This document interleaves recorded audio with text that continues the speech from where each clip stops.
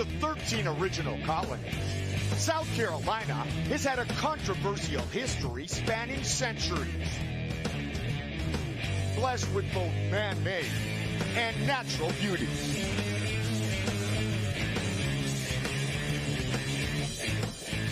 Rich in tradition and heritage. Tonight, we move to the Northland to start a new tradition. BYB has brought the Trigon to Rock Hill, South Carolina for the state's first ever bare-knuckle boxing event. And fight fans are in for a treat as Laurent T. Smash Nelson squares off against Sam, the Caveman Liera, for the interim super middleweight title. Laurent T. Smash Nelson.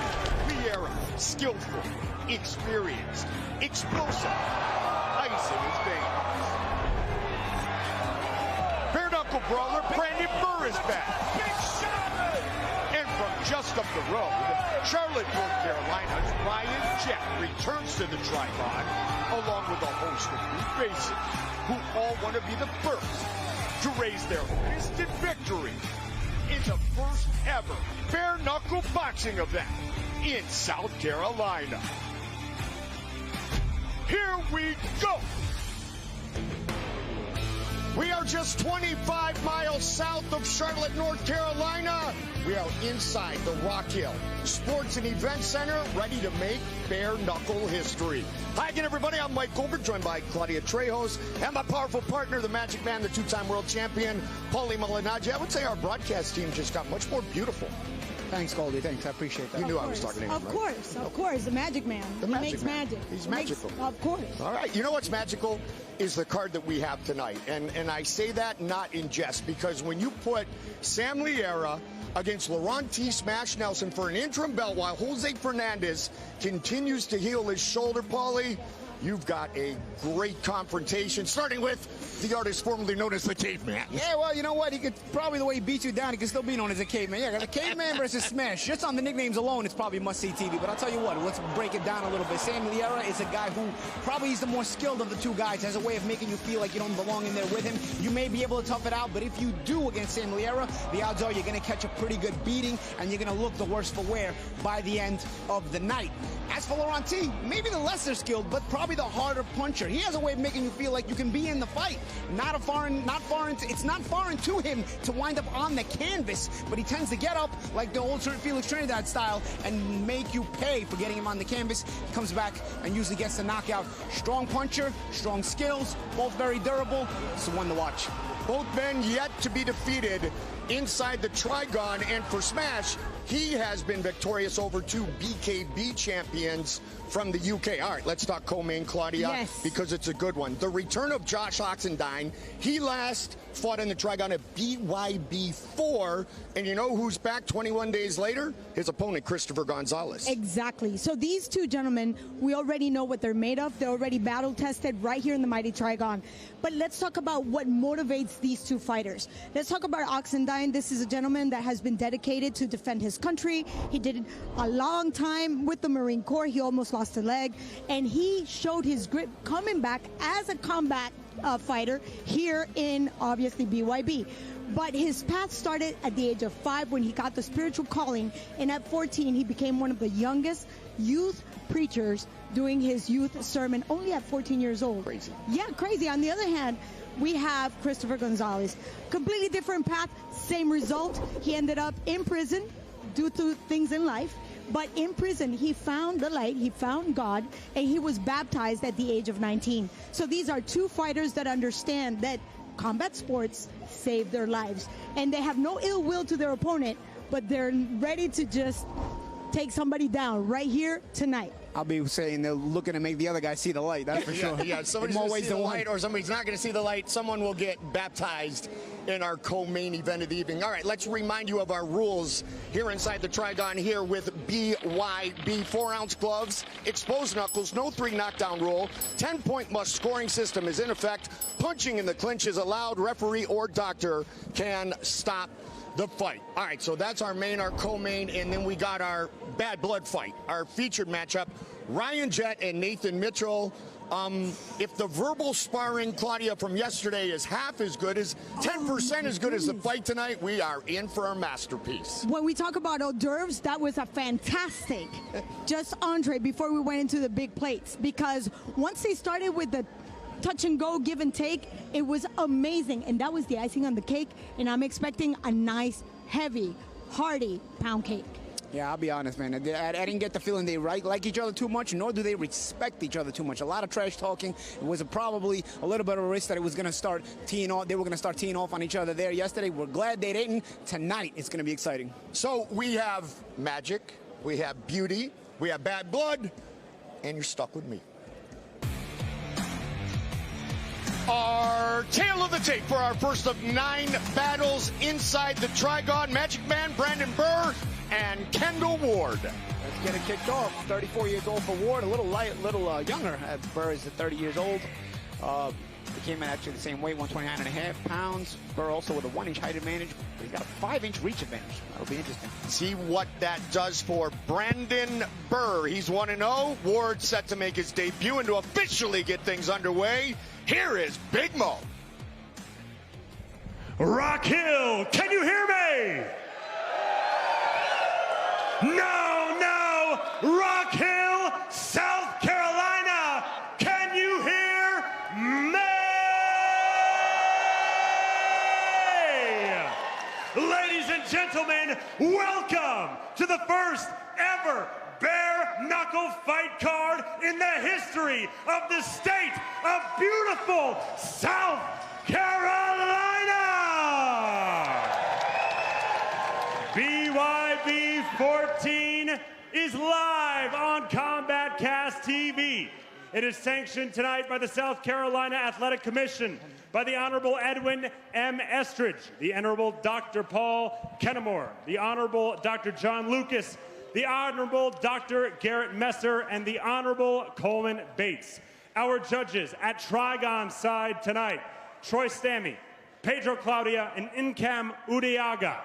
We have 9 bouts on the card this evening, culminating in our interim Super Middleweight Championship contest. But we begin with our first fight in the Trigon, scheduled for 5 3-minute rounds in the Super Featherweight division. Introducing first, fighting out of the blue corner, please welcome to the Trigon, Kendall Ward.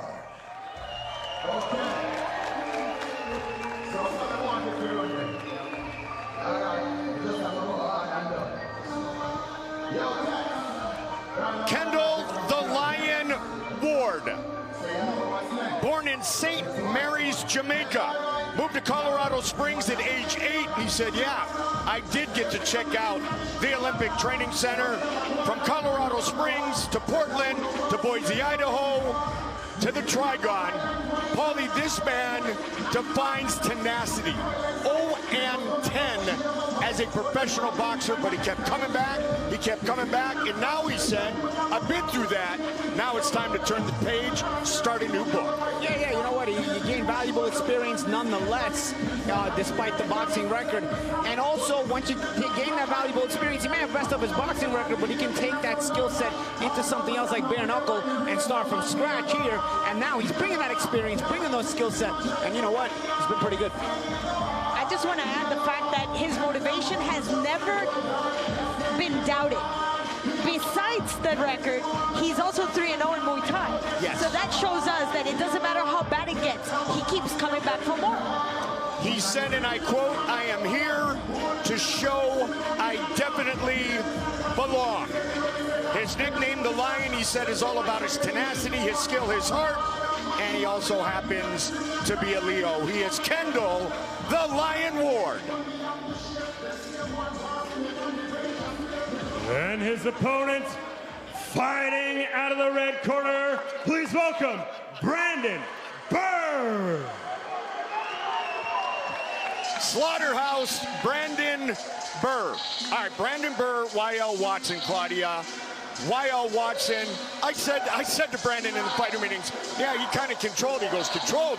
He beat the heck out of whammy for the first round and a half, and then boom, one big overhand right, and it was all over just like that. Goes to show, Goldie, all it takes is one good punch.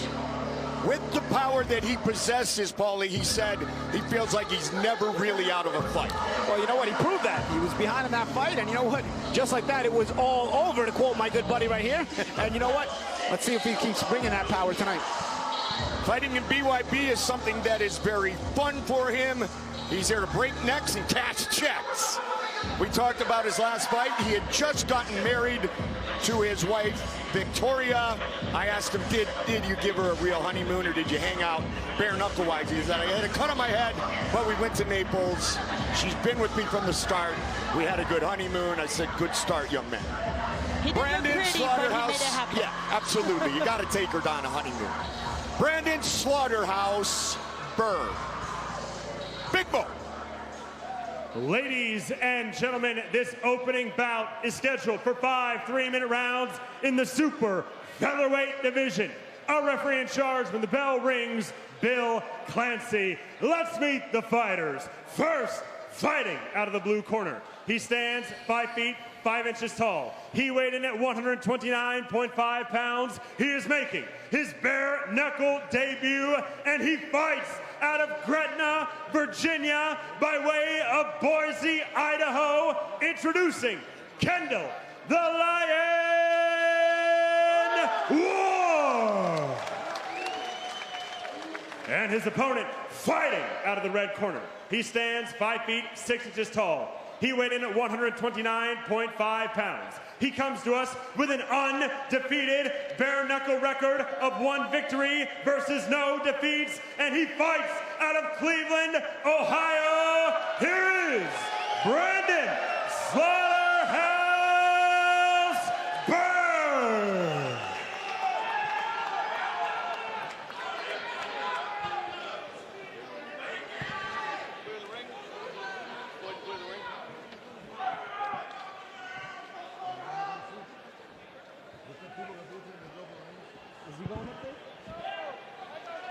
Set for the first of 9. Good.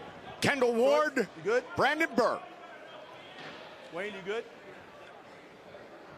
Gentlemen, come to line.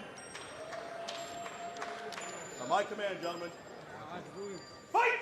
Here we go. Kendall Ward, red, gold, and green trunks, blue wraps. Slaughterhouse in the black trunks with the red wraps. Aggressive attack early by the Lion. Answered by Burr. And it's blood already. Here we go. We are officially underway, Paulie. Oh, yeah. Brandon told us the cut he suffered in the fight with Lyle Watson. First time he's ever been cut in his combat career, including in training. Yep. And he said he was just going to let it heal. That needs to be looked at. Kendall Ward is already hurt. He's already cut over his left ear. Don't push him. Brandon Burr trains out of the Strong Style Gym, Paulie, in Cleveland, Ohio. Led, of course, by one of the greatest UFC heavyweights of all time, Stipe Miocic. Doctor will take a look at Ward. That was quick. Yeah, and then you know what? You're going to see a lot of cuts in this sport. So I think that's why the fights are shorter, right? So yep. The guys can fight through some of the blood. We always would talk about those slicing elbows in MMA. Bare knuckles do the same type of damage. Oh, yeah. Bone on bone. Bone on bone. Even the oh, nice right hand there. But wondering if that was a headbutt or a clean punch over the left eye. I think he took a good right hand when he was up against the ropes behind them. Early part of the round. Ward looking to employ the jab and some movement. Looks like he's getting more comfortable inside a much smaller surface than he is accustomed to as a professional boxer.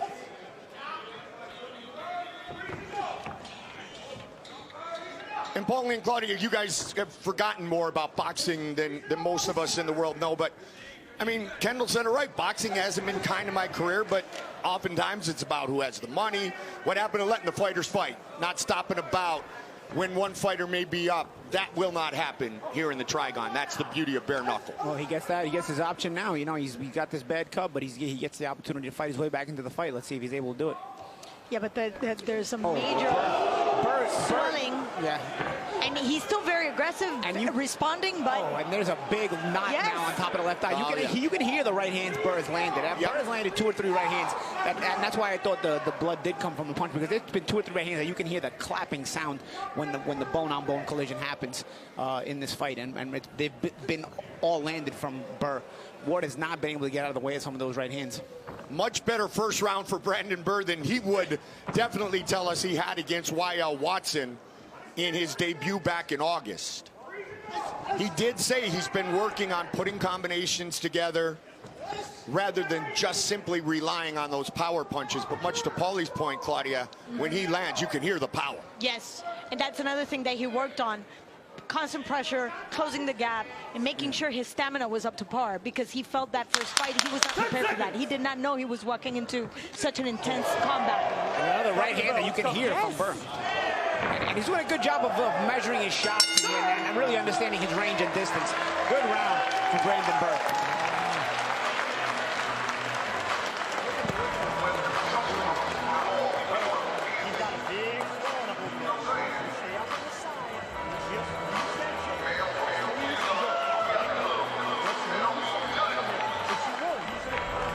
See some of the replays from the last round. Some good action here. A little bit of an elbow there. I wonder if that was what may have opened the cut, as the cut is already kind of bleeding there. As Burr slightly may have landed an elbow on Ward there. And then a little later in the round, but look, there's a solid right hand. There it is. Perfectly measured from Burr, really understanding his distance. You see Ward trying to get right back at him. Nice smother job by Burr. Not to let any leverage get onto those shots, return fire from Ward. But that's where Burr has really been effective, is understanding his range, his distance, and really getting the maximum strength out of the right hands that he's able to leverage and throw. And using the ropes, and I got to give a lot of credit to Kendall Ward, because even though that's a nasty knot in a nasty cut, he doesn't seem to be inhibited in any way, shape, or form. Let's see if the doctor takes a second look. Let's see if... Looks like we're good to go. Round number 2, fight scheduled for 5 3-minute rounds. Kendall Ward making his bare knuckle debut. When I asked him about the pro boxing, that was a tough one on his record. He said, I'm a father. I tell my kids, no matter what, you follow your dreams. You don't let anyone bring you down or tell you you cannot do it. And I think he's still very much in this fight. He's been a pleasure to meet. He's been bouncing around with a lot of enthusiasm and tenacity, and he's in there against a very good fighter in Brandon Burr. Great way to get things started. I tell you, man, Burr has Kendall Ward looking like the bad guy Jamaican in the movie True Romance. I don't know if anybody's seen True Romance, but if you have, it's the guy's played by Gary Oldman, and he played a really good role. And Ward looks a lot like him right now with this eye. Yeah, but this is a completely different Brandon Burr than that last time we saw him in the Trigon. It's a lot more big right hand again, Claudia. Effective, 100% effective. And I'll tell you what, different kind of fight too, because, Ward is a lot shorter than his previous opponent, who was a lot taller than him. Yes. So kind of a different kind of fight. Burr has fought a really disciplined fight, fought a really tactical fight. Really, I know it's Ward that has the boxing experience, but it's Burr who's been boxing very, very well in this fight, and really setting up the shots well and understanding range well, and see those little subtle feints. That left just landed. And again, Brandon's boxing is sharp. Kendall Ward is down for the first time. And there's leaking. You can see the blood leaking now. Yeah. And we just got splattered. Good job covering, Paulie. Yep, that's right. I got a little bit of experience on the inside. I can see that. I noticed a spot from last show that I didn't get out of my shirt on the Peroxide. And here comes the doctor, and they stop the action. It is all over. Brandon Burr finishes Kendall Ward in round number 2. His boxing coach, Alex Cooper, from Strong Style Gym, led, of course, by Marcus Marinelli, back in Cleveland, Ohio.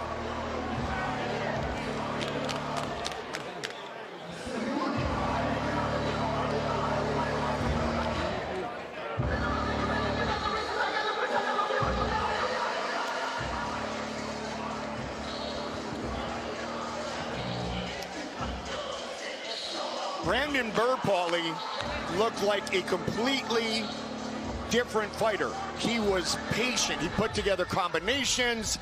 and he was vicious with his power. Yeah, you know, Burr, the technical side of Brandon Burr tonight, you know, a nice combination there, but really the technical side of Burr is as the last time we saw the power that got him to escape a fight where he was behind, but here, using the uppercuts, he got Ward to dip in, and then meeting him with some uppercuts, and then at the end, the Muay Thai hold behind the neck, and that kept Ward in place for the repetition of shots. There it was, and then Ward just didn't know how to get out of that one at that point, and it was just repetitive until referee Clancy steps in and saves the day. I don't know if you agree with me, but this is a Brandon Burr a lot more poised, controlled, and patient. He was not in a rush to get it done like he did that first time. That opened him up to be actually down. Yeah. Now he just waited for the opportunity to capitalize and took advantage of the cut. Absolutely. Well, last time he was on his honeymoon, so maybe it was a little bit distracted. True that. This time, full focus. No, yes. And while Watson is, 8 feet tall. Here's Big Mo to make it official. Ladies and gentlemen, referee Bill Clancy calls a stop to this contest at 1 minute 41 seconds of the second round, declaring your winner by TKO, Brandon Slaughterhouse Burr. 2-0 inside the Trigon, Cleveland, Ohio's Brandon Burr.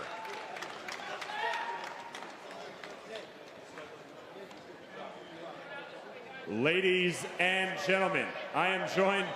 Brandon, I gotta ask, first off, how's that right hand? I think you like that right overhand a little bit. You were landing it a lot tonight. Did you have a plan to use that right hand that much? I just put it out there as much as I can. It's gonna hurt somebody. You know, I mean, it's him, anybody. It's gonna hit him, the cameraman. I'm hitting somebody with that right hand. Like, I'll keep my distance then. I don't wanna be on that list. Now, Brandon, after your last fight, you said that you started a little slow. You wanted to start fast this time. You did in the first round. Did you have an idea that you were going to push the pace against your opponent? so I always push the pace when I'm fighting. My last fight, I might have been a little timid with the bare knuckle, kind of new to me. I knew what I was getting into this fight. I work my pressure all the time, and I like getting in people's faces, and I like punching people in the face. So this is what I love doing, and that's how I was able to bring it out this fight. Well, I think you found your home. Now, Brandon, your home is Cleveland, Ohio. I'm sure you have a lot of fans watching tonight. Anything that you want to say to your friends and family? Everybody, thank you for coming out. Thank you for buying the pay-per-view. I just want to say I love my wife, Victoria Burr. She's done everything for me. I couldn't be here without her. So thank you, everybody, for the support. Ladies and gentlemen, one more time for your winner, Brandon Slaughterhouse Burr. His wife Victoria with him again, watching another victory inside the Trigon. Brandon Burr gets the finish, 41 seconds into the second. He had his messages to Cleveland. I have a message to Cleveland, and that is Hooday. We'll see you Sunday for that rematch. Coming up next, Cody Jenkins and Tyler Sigmund. Tyler representing Greensboro, North Carolina. Should be a spectacular matchup. That is coming up next inside the Trigon. Tell me if this has ever happened to you. You're listening to a podcast and you hear something funny or exciting that you want to share with a friend. So then you have to send them a link to the podcast, message them the timestamps, and then they have to scrub through to find that one little moment that you were trying to share. And of course they never do because that's too much work. But what if you could share moments from your favorite podcast instantly? Well, Pick Cherries is a free app where you can listen to all your favorite podcasts and share moments from them like never before. Let me show you how easy it is. So say you're listening to this podcast and you hear a moment that you want to share with your friend. All you need to do is press the Shazam like button at the bottom of your screen, and you'll be able to instantly trim a 60-second clip, or pick cherry, from the show. Then just press the share button, and you're good to go. Your friends will receive a link directly to that highlight. It's just as easy as sharing a TikTok. And get this, Pick Cherries keeps track of what you enjoy, and will generate a feed of other Pick Cherries that other listeners have created. So you're only ever a few swipes away from discovering your next favorite podcast. Pick Cherries will revolutionize the way that you listen to, discover, and share podcasts. So download it today. So we are set for this next matchup, and we take a look at our tail of the tape for Tyler Sigmund and Cody Jenkins. Fight is in the middleweight division, scheduled for 5 3-minute rounds. Short notice for both guys, Paulie. Jenkins says that's his MO, though. Yeah, you know, you're going to take what you can out of the psychological warfare and psychological advantages you can take out of it. Let's see the physical advantages and disadvantages. Both guys 5'10". Jenkins a pound lighter at 154 pounds. To Sigmund's 155, but Sigmund has a 1-inch height reach advantage. 30 years old, 29 years old. Age was about the same. Tyler Sigmund representing Greensboro, North Carolina, about 2 hours from where we are tonight in Rock Hill, South Carolina. Big Mo. Ladies and gentlemen, our second bout of the evening is scheduled for 5 3-minute rounds in the middleweight division. Introducing first, fighting out of the blue corner, please welcome the Try Guy, Tyler Sigmund.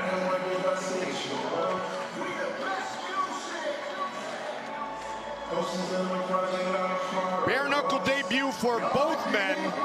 The thing, Claudia, we should look for with Tyler Sigmund is clinch work in dirty boxing. 2010 North Carolina State Wrestling Champion with a 59-2 record, 199 victories in his high school wrestling career. He's used to the clinch. He's used to working inside. He knows exactly what's requested of him, but he's never fought in the Trigon. We did talk about how small the surface was and how difficult it is to get out of the corners. He says, I'm not going to use them, so I'm not even worried about it. He fought in August on Jorge Masvidal's Icon FC4 in Savannah, Georgia. That was his first professional mixed martial arts fight. He had 8 amateur MMA fights. Tonight, he fights in the Trigon for the very first time. And his opponent, fighting out of the red corner, please welcome Cody Jenkins.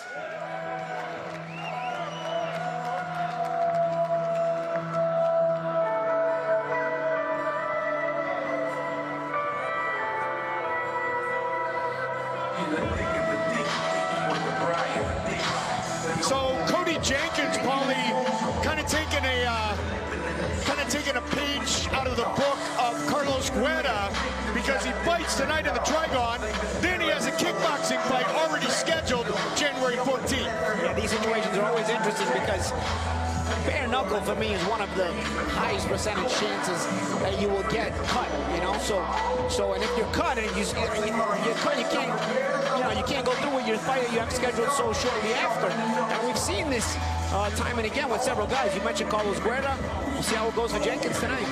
But there's a level of confidence in Cody Jenkins. The Jets understands that he needed to take this. He's on a fast track to make sure he can pad a record.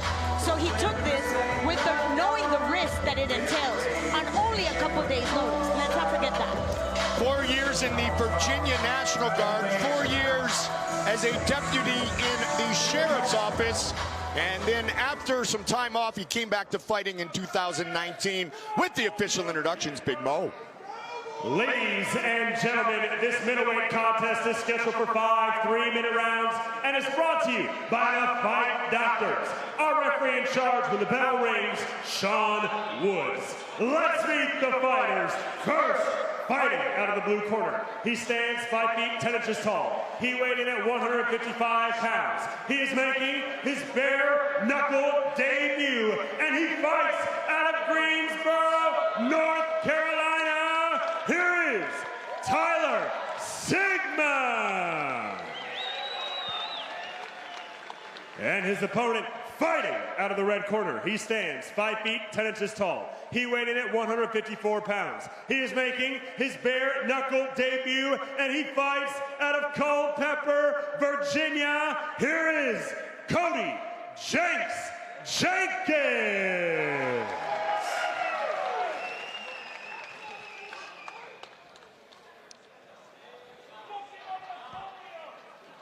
Tyler Sigmund, Cody Jenkins.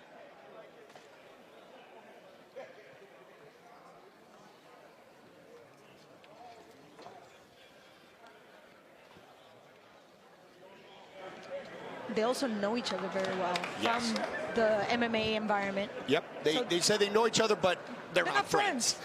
Who are, yeah, well, we know that. And even if they were really good friends, they're not going to be right here, right now. Here we go. Quick jab thrown by Tyler Sigmund. He's in the blue wraps, black trumps, red wraps, red and black trumps for Cody Jenkins. Good start for Sigmund. Yeah, he's got a real boxing stance, does Sigmund.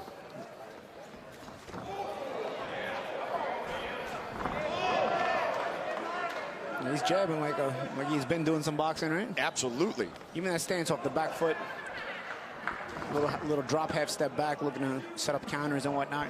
You can see the body language really of a boxer there for Sigmund. So don't let all that success in wrestling trick you. This man has struck before. Yeah, but he already has somewhat of a shiner on his left eye, the far end of the orbital. And here's the clinch work that I talked about, Paulie, that we may see. And let's see if Cody, who also has MMA experience, 9 professional fights, is able to do his own damage. And Cody has a Muay Thai background as well, so the clinch work should be interesting if it gets inside. Yeah, the problem with that Muay Thai background is he's stepped way too high, and he's taking on some of these shots pretty. He's taking them well, but he's taking them clean enough to where he's losing the round so far. Oh, that's a hook right hand. Started training at age 16, did Jenkins. Had his first amateur fight back in 2010. At age 17, went about 4 years. Then he said marriage, kids took over. And as I mentioned, as he walked in, came back to fighting in 2019. And he too is on a fast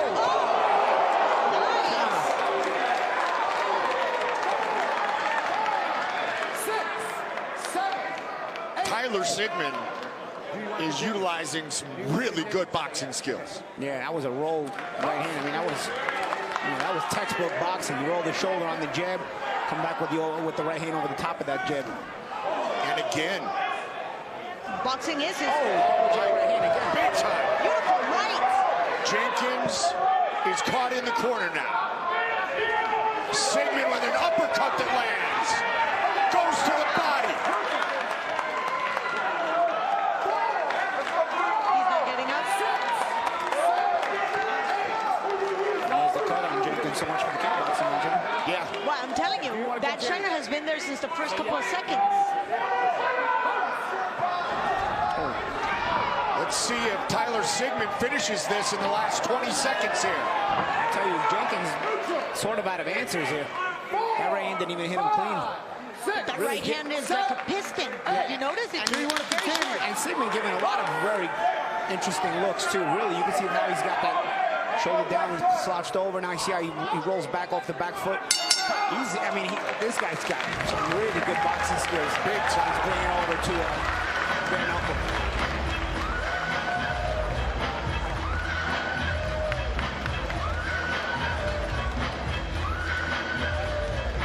Tyler said tonight's a great opportunity to showcase his skill set. I would say he showcased some skills in that first round, Paulie. Yeah, and here's some of that replay.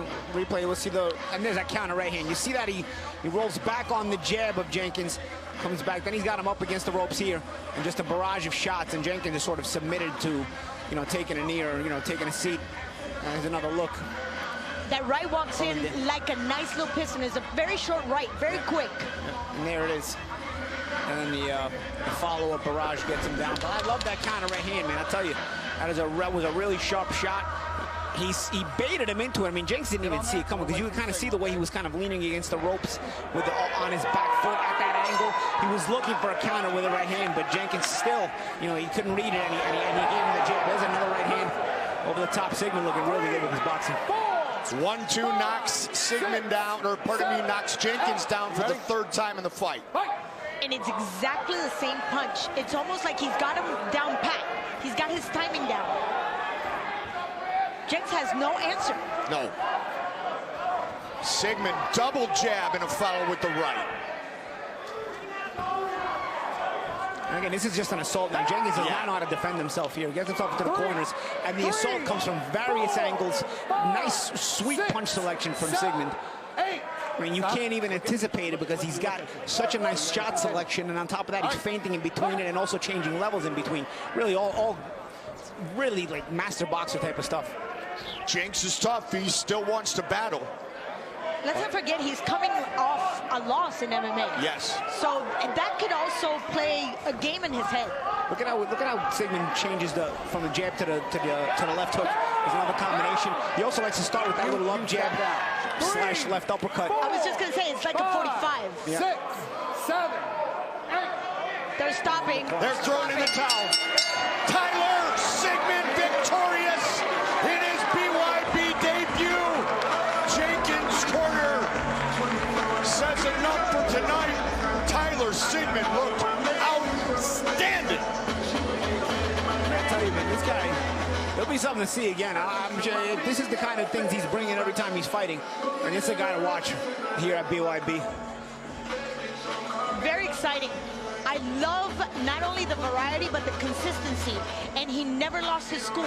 No. He could throw a 5-6 punch combination on the money. He kept it boxing the whole way, never let anything, get him out of control, and controlled the fight the whole time. Let's see some of these replays here in that round. That was the very beginning of the round. He came out, threw a shot, and dropped Jenkins with yet another right hand.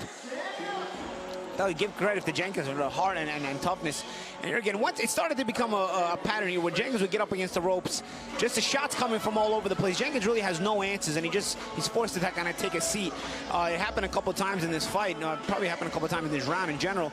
And then again, just out of answers.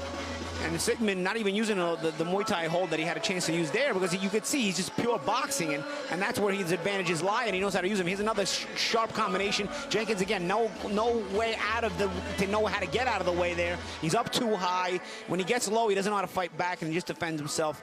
And that was sort of the end right there. The corner threw in the towel. That was what we call a boxing clinic. To make it official, here is Big Mo.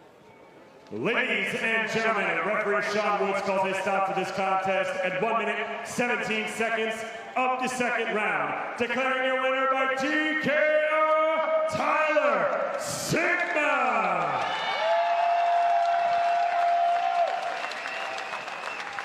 Great performance by Tyler Sigmund, who will visit with Big Mo.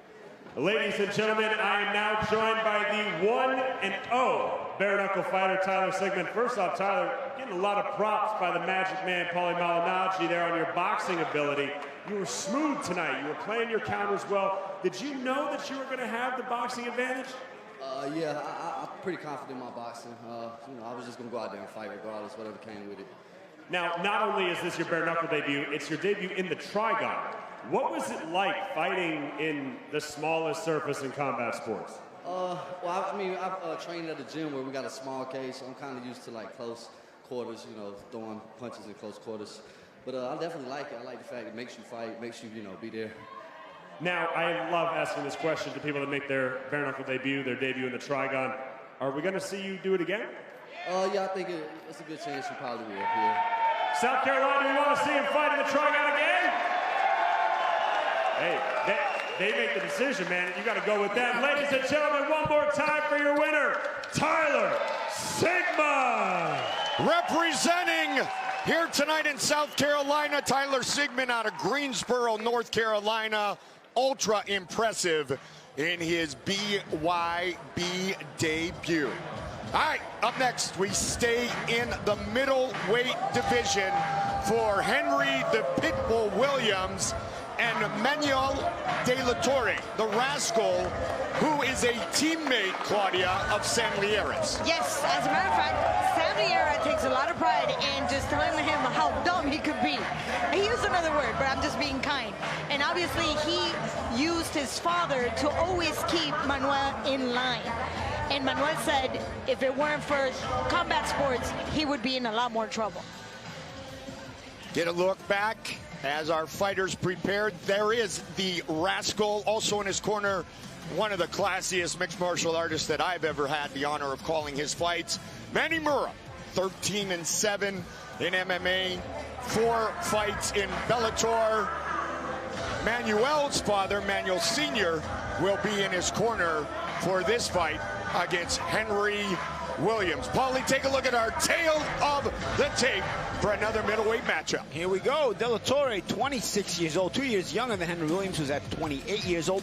5-inch reach advantage for Manuel De La Torre. He's got a 3-inch height advantage, but let's see if he knows how to also use that 5-inch reach advantage that he's going to have. He weighed in 1.5 pounds more at 155.5 to Williams' 154. Can a rascal handle a pit bull? We're going to find out.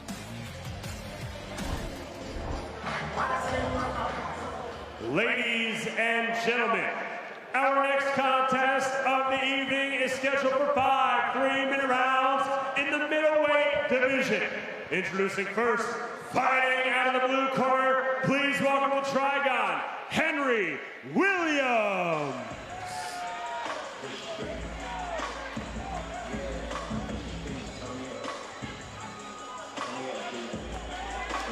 Third bare knuckle fight of 2022 for Henry Williams. He is 2-0 in a combined time of 2 minutes and 21 seconds. I asked him about that early success, Paulie, and he told us, I just train hard and keep a good mindset. Man, that's the only thing you can do. You get in there, keep a good mindset, positive mindset. So far, it's gone well for him. Greatest influences, Muhammad Ali, Larry Holmes, Sugar Shane Mosley, 2-time middleweight champion, Gerald McClellan, Jared Ennis, Andre Durrell. I'd say he's got a pretty good list there, Claudia. I totally agree. And we were talking about great switchers because he switches his stance. He was talking about Buck Crawford, Sugar Shane Mosley, and he says he's more powerful in his orthodox stance, and he uses his switching just to capitalize on opportunity and open up angles. That way he can take down his opponent a lot faster. Henry the Pitbull Williams. And his opponent, fighting out of the red corner, please welcome the Trigon, Manuel De La Torre.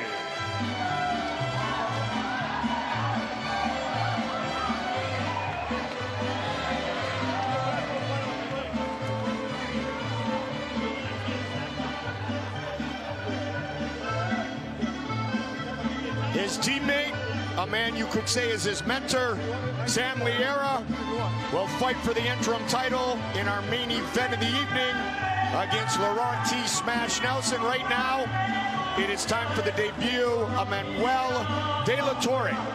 And the one thing that really stuck out to me when we spoke to him, he said in his MMA days, and he's 4-1 in his MMA career, he has a strike first mentality, Paulie, so he feels very comfortable in this format. Yeah, and you know what? Strike first is the best way to be here. It's the only way to be.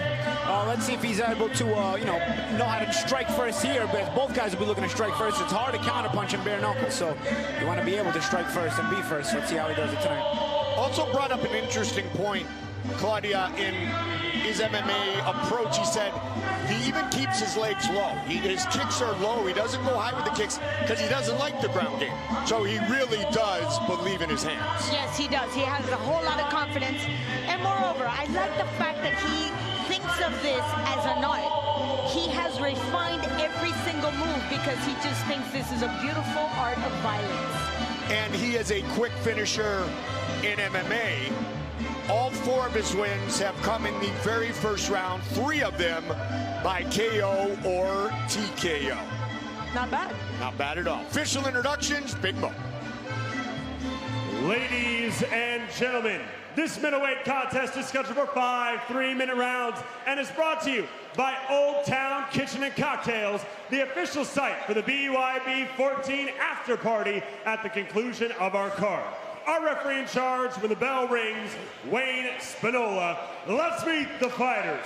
First, fighting out of the blue corner. He stands 5 feet 10 inches tall. He weighed in at 154 pounds. He comes to us with an undefeated bare knuckle record of 2 victories and no defeats. And he fights out of Clearwater, Florida. He is known as the Pitbull. Here is Henry Williams.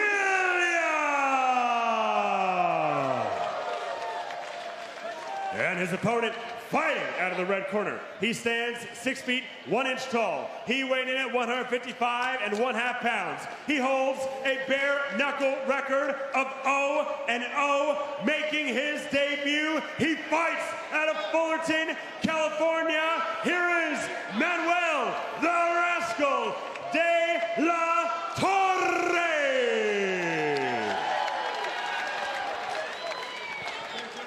Scratch.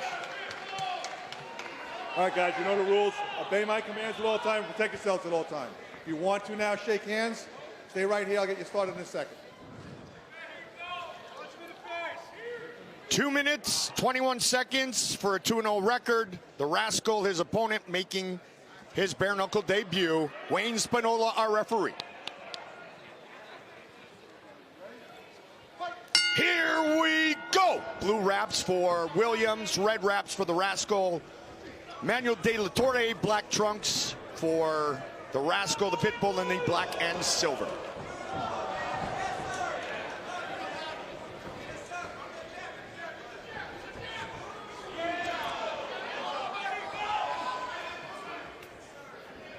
Oh, de la Torre with a sharp right hand there, guys. Big hook, return fire from Williams. Big time. Tell you, both guys look like they're attempting to do some boxing with the jab, but then they start sort of winging right from there. I mean, see Williams looking to continue to create these counter opportunities with the left hook. I like the bending on Williams. That left connected. Yeah, de la Torre has been using that stiff jab pretty well. It's just he doesn't really have a follow-up after. More importantly, he doesn't really have a know-how of getting out of the way if he misses it. He does commit very hard to it, so it gives Williams a chance to kind of dip over to his left and try to counter with the hook, as he just tried right there.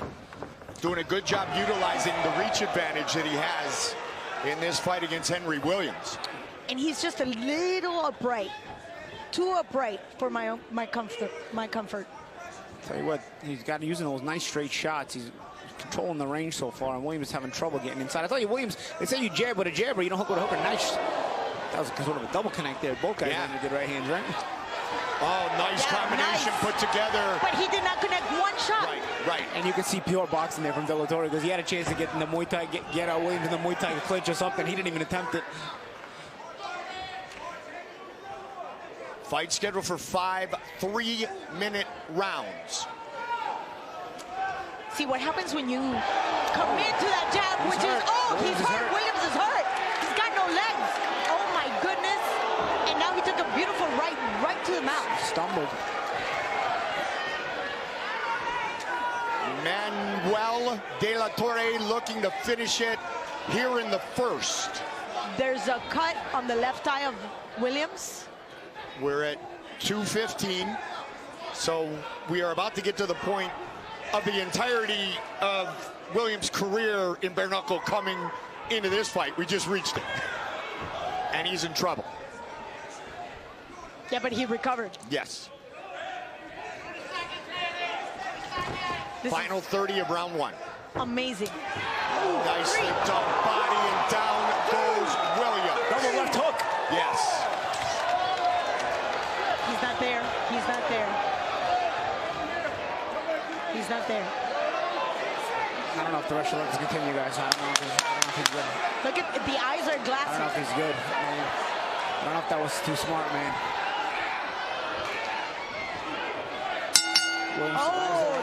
We will make it saved by the to round 2. And he's still stumbling back to his corner. Let's see. Let's see if they're able to revive him in some kind of effective way.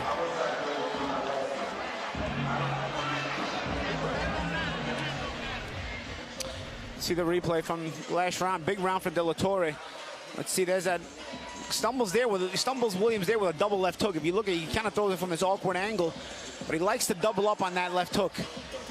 We see a nice sharp one too. That was one of the good shots. There was one right hand in the round where he starts to really wobble Williams across the trigon, and here he had him trapped up against the ropes. Little combination there, or flurry of shots. You saw some jabs attempted by Williams. When he uses them, they're good, but here he gets hit with a double, triple counter left hook after missing his own hook. But that was the problem. Williams, he could not close the gap because of the jab. It's such a long reach on Manuel de la Torre that there was no way that he could actually get under that guard. Yeah, and he was been trying to close the gap with leaping hooks instead of jabs. And maybe, I would say he should probably try to start feinting a little bit more and try to get oh, nice right hand. Oh, my!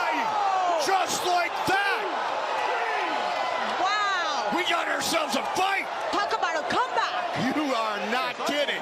Saved by the bell, and he comes in the first second of the second round to just connect very efficiently. Remember, coming in, he had won his first 2 fights in 221 total. And a left hook. Guess that's why he can carry the moniker the Pitbull, Paulie.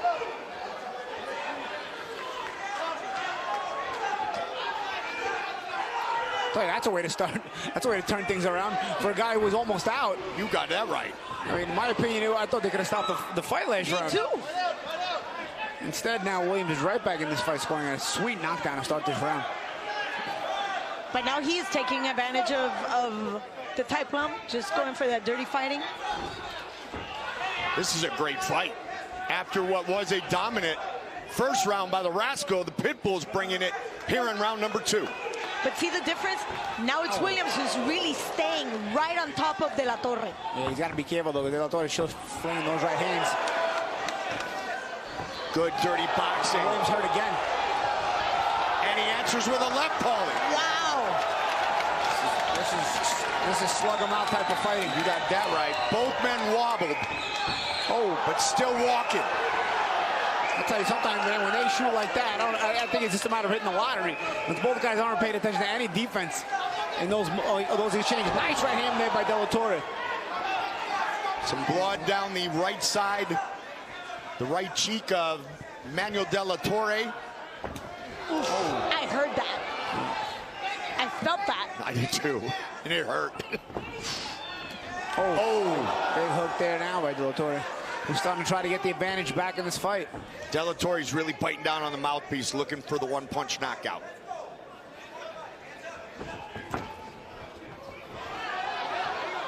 I like how he finishes combinations. Yeah, another cut on Williams. Williams right between the eyes. In between the eyebrows. 30 seconds now on the clock here in round 2. Big flurry up against the ropes. And I think, referee should start taking a look at Williams again. Oh, big overhand right. Oof. I'll tell you, man, De La Torre landed a little uppercut, but man, that Williams overhand right also was, I mean, one thing Williams has to start watching is the right hand. I mean, whenever he comes to directly right in the front door of De La Torre just beats him with straight right hands every time. Again, you got to be more subtle, maybe using some feints and stuff like that in order to try to close the gap. Obviously, a jab as well.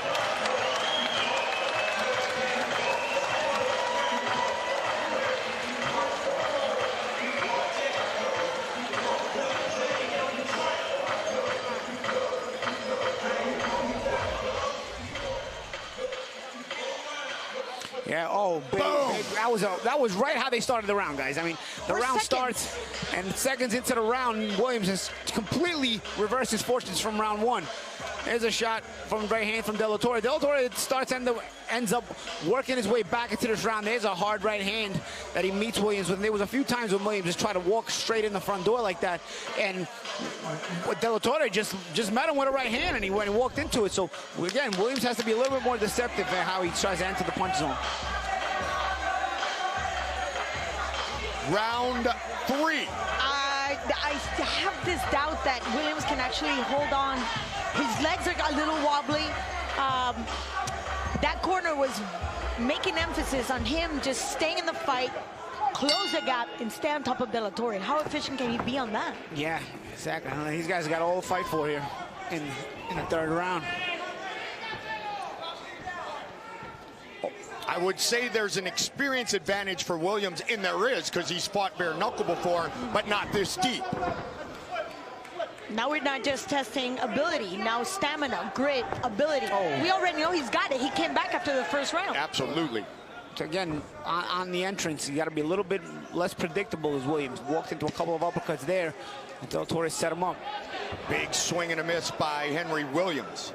And he's got to use feints. I mean, he does move the head movement once in a while, but then he stops. Especially at this point, he's fatigued, he's tired, so the head movement is not going to be as sharp.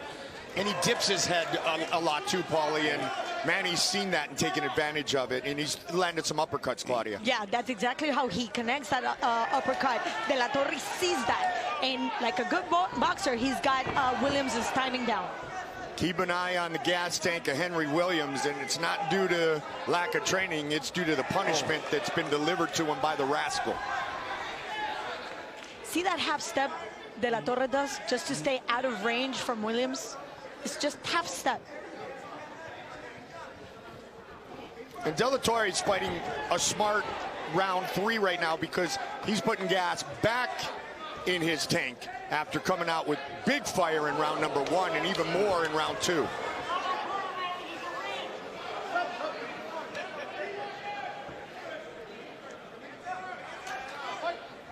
De La Torre's got a very systematic and disciplined attack here in the third. So he's refueling, but he's not stalling. He's here to fight, he's here to finish, and that body shot hurt his opponent. Oh, yeah. But once again, he's coming with his head. He's leading with his head, opening the opportunity for that uppercut of De La Torre.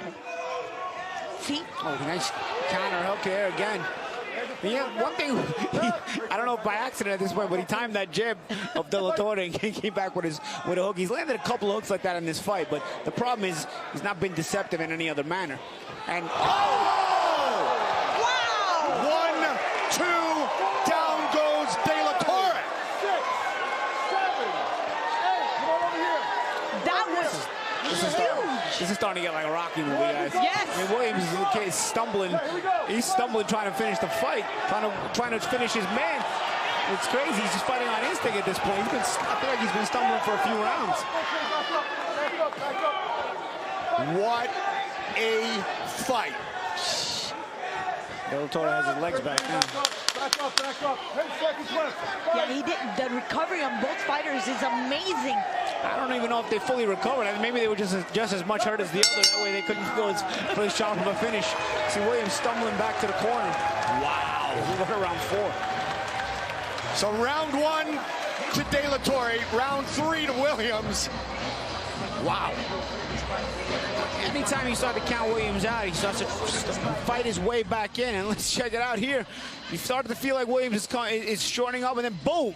Yeah, it's just as he's starting to fall away. He tries to counter with, here's a hook and then a right hand. Wow. He tries to counter with the body shot. He gets De La Torre going straight back, something you should never do in going away from punches. You see De La Torre go straight back as he's trying to avoid the left hook of Williams to the body and then going straight back.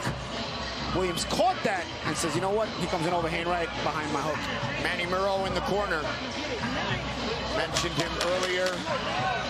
Kiowa tribe in Oklahoma, trained at Jackson Wink. Manny's one of the good guys in mixed martial arts.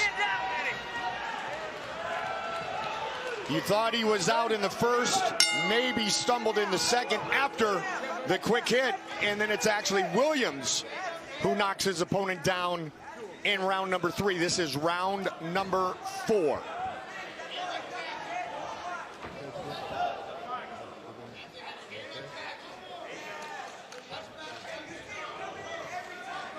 Red wraps for Manuel De La Torre. Black trunks, Henry Williams, already 2-0 in bare knuckle, making his BYB debut tonight. Black and silver trunks in the blue wraps. In my non-official cards right now, I have the fight tied. Non-official card. Yep. I'll tell you, I don't think there's a wrong answer to who's winning this fight. Could be even, could be slightly ahead, one or the other. By a hair, by a hair. That's what I'm saying. Anything is possible. Especially that second round, that was a very tough round to score. What seemed most impossible is that one man would still be in this fight. Exactly. And they both are. Third bare knuckle battle of 2022 for Williams. deepest he has gone by far in a fight, as we are in round number 4, the debut for his opponent. He said, I get nervous, but I've been doing this my entire life. And I don't know what Sam Liera and everybody's working with Manuel De La Torre, but when he's not doing silly stuff, as Sam said, he's doing it right because he looks outstanding as well. Now Williams connects again. All of a sudden, De La Torre looks completely out of rhythm. Somewhat of a chaotic structure now.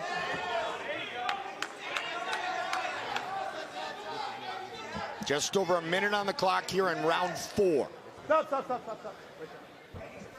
Remember that nice solid stance where I mentioned that he was just a little too erect for that position? Yep. That's gone for Manuel De La Torre. Yes. Watch.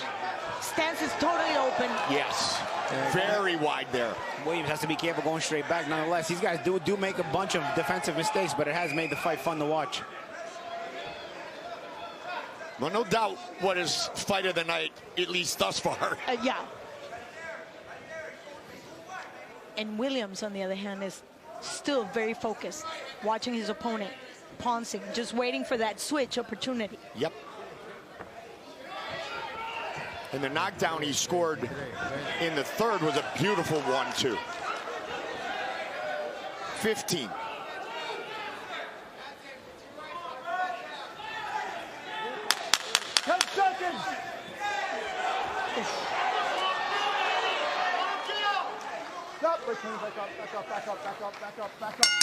We are going to head to the 5th and final round.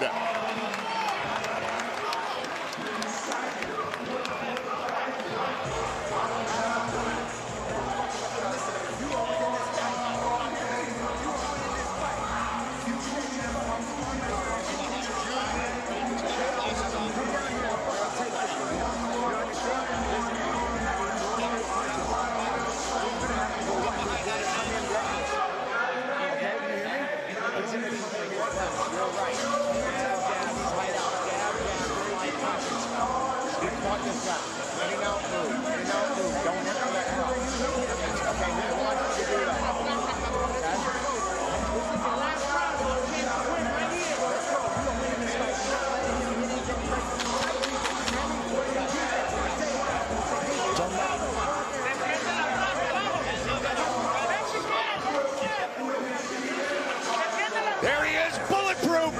Brandon Glanton here in attendance tonight in the top 10 in the WBO junior heavyweight rankings.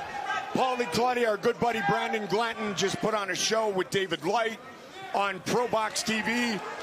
I would say bulletproof is what both these men are proven to be in this fight here right now. Well, they're trying to be. I don't know. It's hard to live up to Brandon. You know, in a fight that I thought he won last week against David Light. Tough call. Tough call. Had scored a knockdown in the last round, which I thought had sealed it. Let's see how bulletproof these two guys are right now. So far, they're pretty bulletproof. We're in the final round. Who would have thunk after that first round that we would be at this instance in this fight? Without a doubt, Claudia. You know, at this point, you know, I don't know who's got to do a little more at this point. I wouldn't say anybody's in the wrong. Nice exchange there. And I'll tell you what, I'll put it to you like this. Their defense is starting to slip more and more, and it wasn't that good to begin with. If anybody's going to pull it out here, if it was all to fight for here in round 5, you know what, it's anybody's fight for me.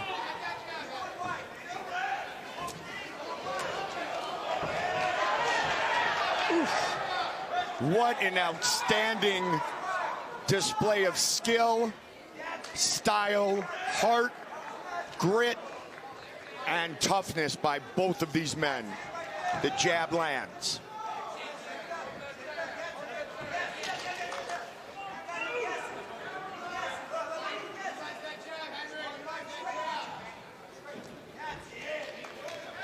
"90 seconds remain in the fight."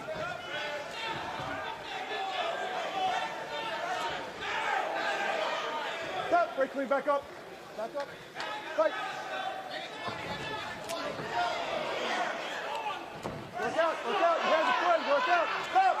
Paulie, we thought Glanton and Light was tough for the judges. This one's not going to be easy either. Yeah, exactly. And just when you think one guy starts to take advantage and gain the advantage, the other guy fights his way back and swings it back around. And you think of maybe a knockdown or two gives one guy an advantage, and the other guy scores a knockdown or two. You got that right. The kind of fight we've seen. The big change was that first right hand immediately at the start of round number 2 that Williams landed, when we thought he might not even make it out of round number 1. Yeah, I mean, at the end of that round, I was questioning whether he should continue. And and here we are in the 5th round, and I just want to point out, again, the leg work. The footwork on Williams is a lot sharper. He's still on his toes. De La Torre is not the same fighter we saw in the first couple of rounds. Nah, and again, the fatigue doesn't help him, and he keeps going straight back like that. It's already gotten him knocked down a couple times in this fight for going straight back with his head up in the air like that. And he gets clipped with a couple of shots there, trying to go straight back. And now Williams walks right into a few uppercuts, because again, Williams is not deceptive enough on his entrance.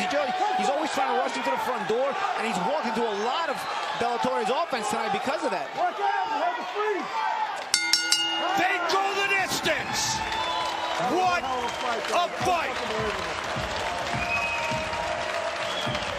De La Torre and Williams. My hat goes off to both fighters. Talk about just having, you know, those things that we buy at the supermarket. Outstanding. You know, the ones that are laid by the chicken. Yeah, I know. Thank you, though. Just making sure. Thank you. Now everybody else knows, too. Thank you.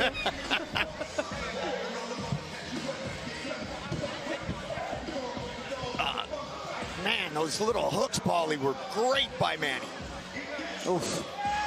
Oh, look at those uppercuts. And it wasn't even really De La Torre setting them up. It was more Williams walking into them. And that was a big problem for Williams. Obviously, both of these guys, like I said, had defensive liabilities. But one of the biggest problems Williams was having is trying to close the gap without walking into anything. And that's because he wasn't deceptive enough. Both scored knockdowns. Huge respect to both of these men. Chapeau, chapeau, chapeau. Outstanding performance. And this young man, Manuel De La Torre, making his debut. He said he was looking to finish this fight before the final bell. Well, it did not happen.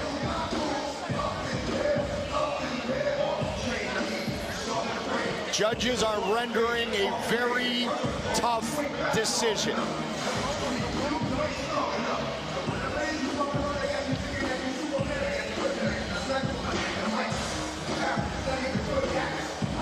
'26-year-old Manuel De La Torre, 28-year-old Henry Williams.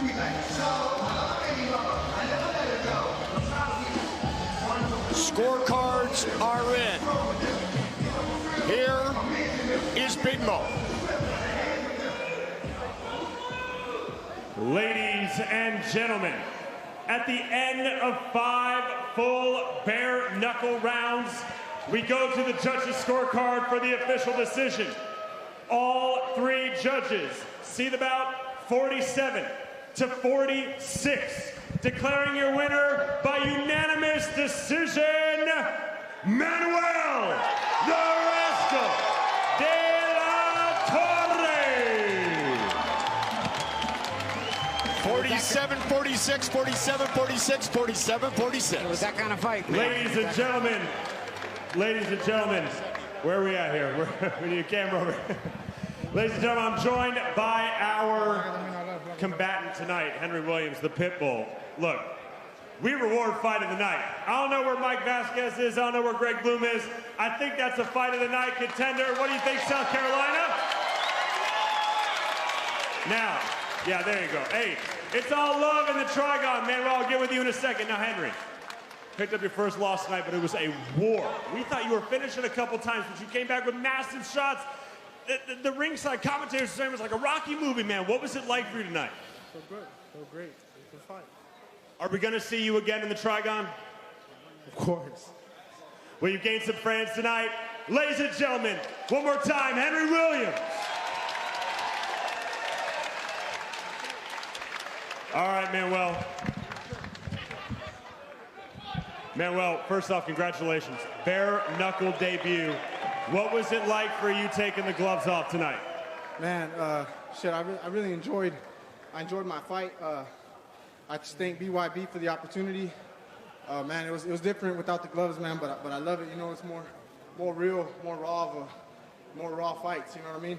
I like Raw and real enough, and do you love it enough to come back again? Heck yeah, I think I found a home here at BYB.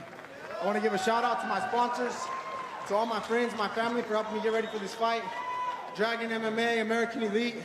Thank you guys all for helping me get ready. First off, I want to thank God, most importantly. Shout out to everybody who helped me get ready for this fight. I want to say what's up to my kids. I know they're watching at home, Manny and Dexter. Give the glory to God. And shout out to all my people out there in Fullerton, California, man. Well, Manuel, ice those hands, kick those feet up. Your winner tonight in your debut. Ladies and gentlemen, one more time for your winner, Manuel the Rascal De La Torre. What a fight! De La Torre victorious by unanimous decision. Shout out to his sons Manny and Dexter and his teammates still to come later tonight in our main event of the evening. Sam Liera and Laurent T. Smash Nelson. But next, Roger Hunnell is back here in BYB, and he's going to run into a man from Hot Springs, Arkansas, Trevor Olesen. Now, Roger Hunnell has fought Sam Liera. He fought Chomi Escoboza inside the Trigon. Both of those fights, Claudia, were on 5 days' notice. This one, he got a full training camp for. And he is going to prove that that's going to make a big difference. If he could actually stand just a couple minutes with somebody so well-seasoned like Liera, we expect something huge tonight. And that is, Paulie, the man, Blackie Chan, Trevor Olesen.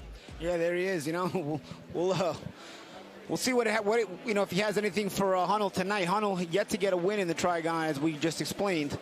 He's going to try to keep that going for him. All right, let's take a look at our tail of the tape for this light heavyweight fight between Trevor Olesen and Roger Hunnell. Olesen set to make his BYB and bare knuckle debut. Olesen, 2 years the elder of his opponent. Paulie, he's got the longer reach, although Roger Hunnell is the taller fighter. Hunnell's weight was not a problem at 173 and a half. Big difference in height. Big difference. We'll see if Hunnell knows how to use it. Ladies and gentlemen, the blood has been cleaned off the ropes. It is time for our fourth contest of the evening. Scheduled for 5 3-minute rounds in the light heavyweight division. Introducing first, fighting out of the blue corner, please welcome to the Trigon, Trevor Olesen.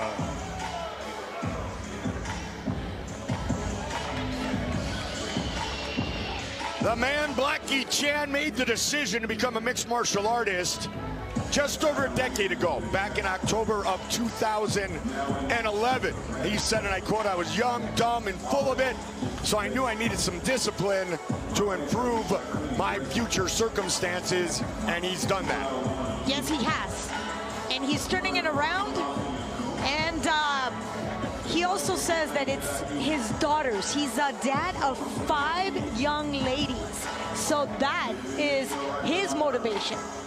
Paulie, 11-year-old daughter, 9-year-old, 7, 5, and 3. This time in the Trigon, as tough as it is, this is a night off for Dad. Yeah, and all the future boyfriends he might have to fight as well. You got that right. We welcome Trevor Olesen from Arkansas inside the mighty Trigon. And his opponent, fighting out of the red corner, please welcome to the Trigon, Roger Hunnell.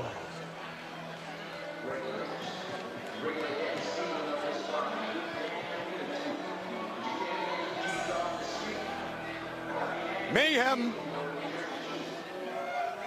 looking for his first BYB win as he gets set to enter the Trigon for the 3rd time. As a professional, he said his whole life he's been fighting to prove himself.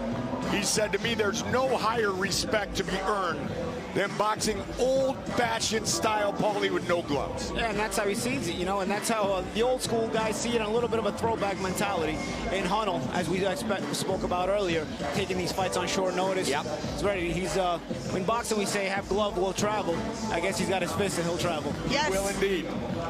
He also, I like this one, he also talked about the 5 P's. Prior preparation prevents poor performance. I'm going to go back to my coaching of hockey days, because I always had the, you know, hard work beats talent when talent doesn't work hard. I have a lot of good ones, but I like the 5 P's. And that's words to live by. Yeah. Absolutely. And I have to say, Goldie, you do live by those words. Thank you.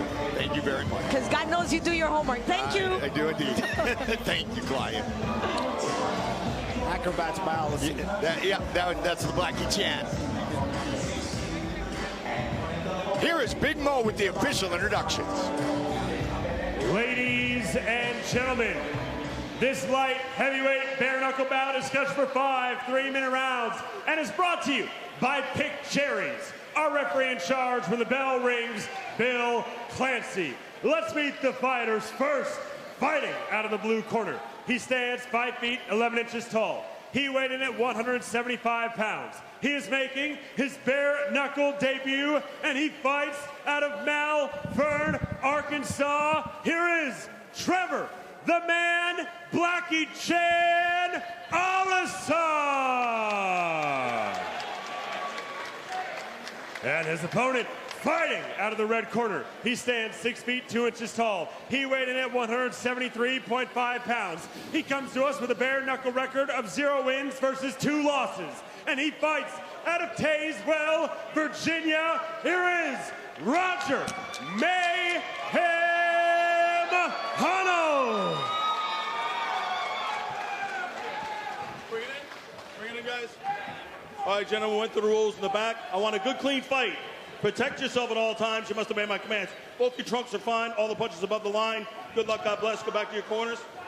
Wayne Spinola giving the instructions pre-fight to Hunnell and Olesen. Light heavyweight bout scheduled for 5 3-minute rounds. Come to strikes, gentlemen. On my command. Fight!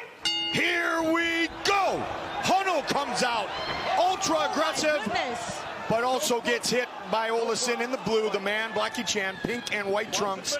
He says he's a switch stance fighter. He comes out southpaw against the orthodox Hunnell in the army green trunks. And Hunnell is, you know, trying to set that counter right-hander, but he walks himself into an Allison jab. Yeah, he has not adjusted his footwork to a southpaw as an opponent. As you see, the foot is inside the guard, and now he switches. Big uppercut. Oh, Allison actually switched, and it worked in his favor. 6, 7, 8. Hunnell looking a little frustrated, like he can't believe he got himself caught with that uppercut, but let's see. Because he switched, Allison switched. Allison switched again here. Caught him again with a left. That was a sneaky, powerful left hand. Hunnell looking to telegraph too many of those shots. You want to continue? And Allison sees everything coming. Let's see, there it is again, telegraphing it. Came out flying. Big swing and a miss. Oh my goodness, mouthpiece out. Awesome uppercut. And again, it was more a case of Hunnell walking into it. Good timing shot. Or is it simply rush hour for the black Jackie Chan? Either way, that's 3 times he's gone down. Paulie, see what I did there with rush hour? Yes. And Hunnell's got to be more deceptive when he throws that right hand, loading it up too much. No, Hunnell he's kind of out. shot there. He took a body shot there. Yep. Now he's gone. Mouthpiece out again. It is all over, just like that. Victorious in his BYB and bare knuckle debut, the man Blackie Chan, Trevor Olesen, who said, and I quote, that Roger was going to be his Thanksgiving turkey because he didn't get to eat back on my birthday, by the way, November 24th, because he was cutting weight. Well, he made him pay for it. He did. He ate. And thank you in advance for the birthday gifts you guys are going to give me later tonight. Of course, I'm very excited. Thank you. Of course. Roger Hunnell, like you mentioned, he comes from a good experience, rough and rowdy. He knew the Trigon. And he just walked into Allison's attack. Yeah. Had absolutely no answer in defense. And the athleticism, Paulie, that Trevor showcased was quite obvious as well. Yeah, being able to switch stances fluidly, countering from both stances, and of course he's landing uppercuts with both hands as well. See some of the replays. There was a little flurry. I think the uppercut finally got him down at the end, but Hunnell really confuses how to defensively get away. He's ducking his head too early there, and he walks into basically Hunnell walks him into an uppercut. And here's a big shot. Here's the big knockdown. Again, Allison sort of baiting him in. Lands that shot there to get Hunnell to the corner. And then as Hunnell looks to rush in, because look how Hunnell runs out of room, right? He doesn't know how to, and this is the very end. And there's, that was the body shot. And then he finishes off with a hammer punch. But it's interesting, hands down, and yet he's so fast. Yeah, now you know what? It worked well to bait him into traps, into counters.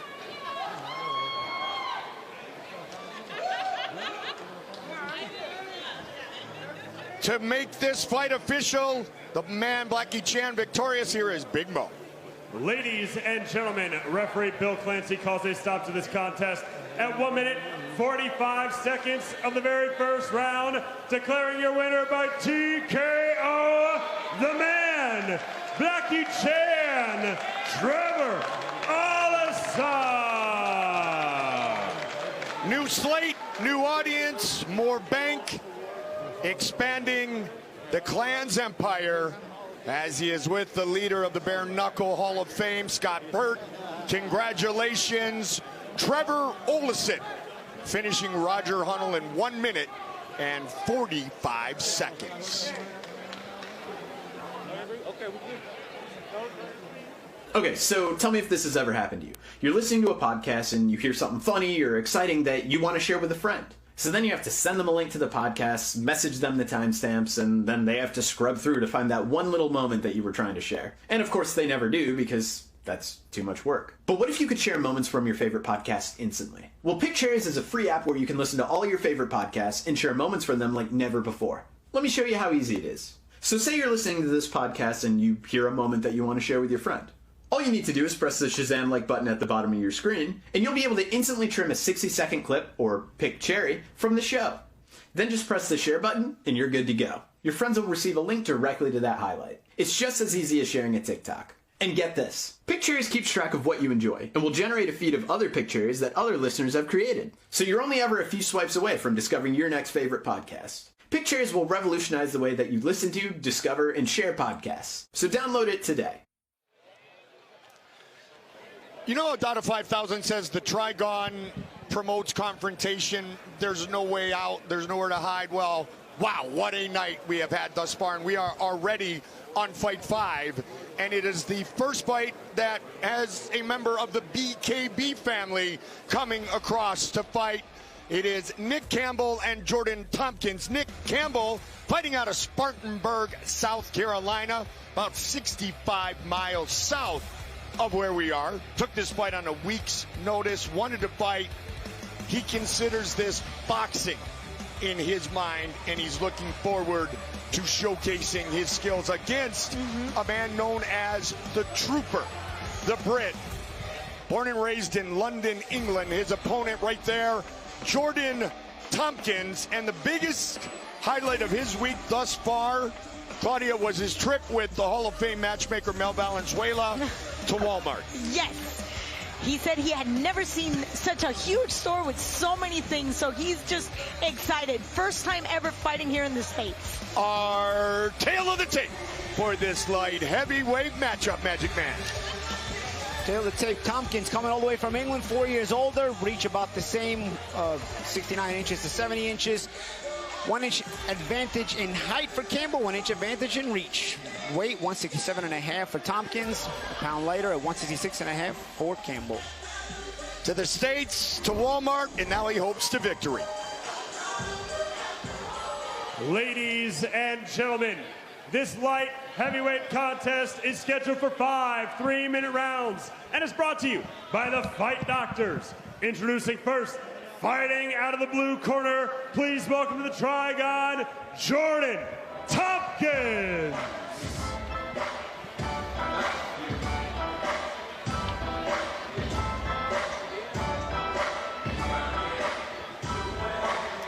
He is the trooper, and I can tell you, he throws with reckless abandon, and he throws with a high pace of volume. He had his first 2 bare knuckle fights in a span of 33 days. Back in May, he finished Dan McCabe in the first round. He suffered a hand injury. Then he came right back and made his BKB debut against Paul the Soul Snatcher Hills and finished him in 1 minute and 24 seconds. He said, I broke 2 more fingers in that one. My hands are good. It's great to be here in the U.S. representing BKB and looking for his first official BYB win.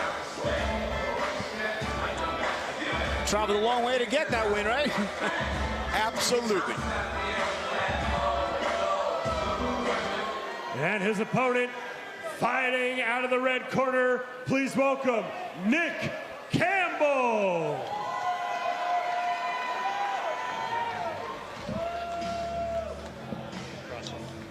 Nick Campbell goes by the nickname Nutshell. He's got some really good training partners, including the Scoggins brothers, Jared and Justin.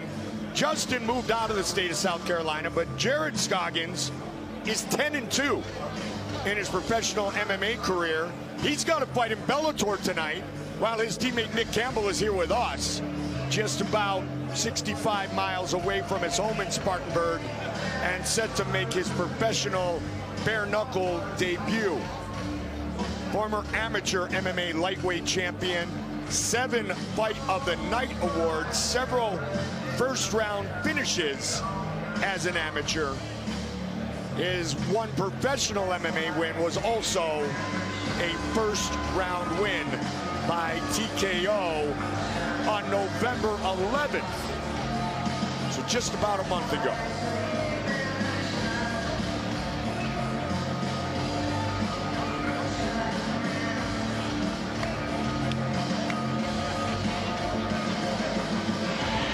Jordan Tompkins set in equipment, a very important piece of equipment that was forgotten.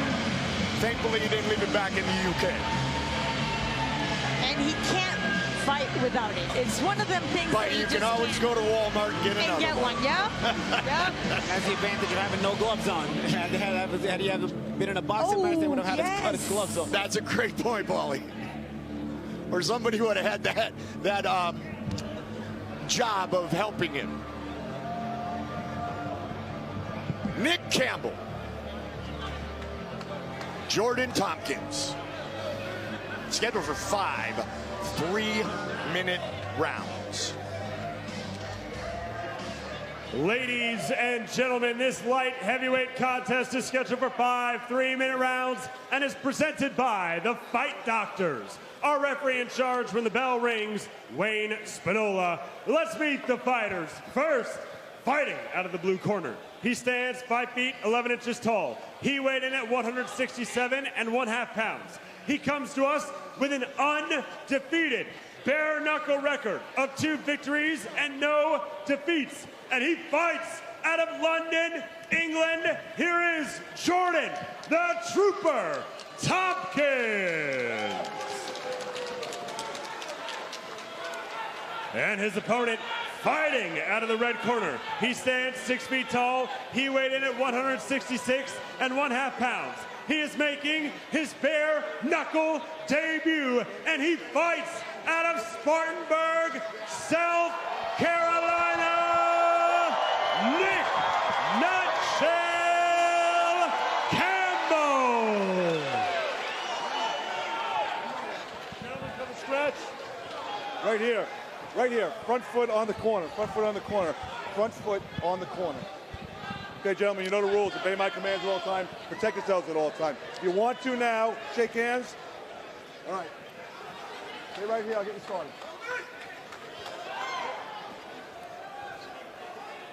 Relax for a second, guys. Jordan Tompkins, Nick Campbell. Ready? Fight! Here we go.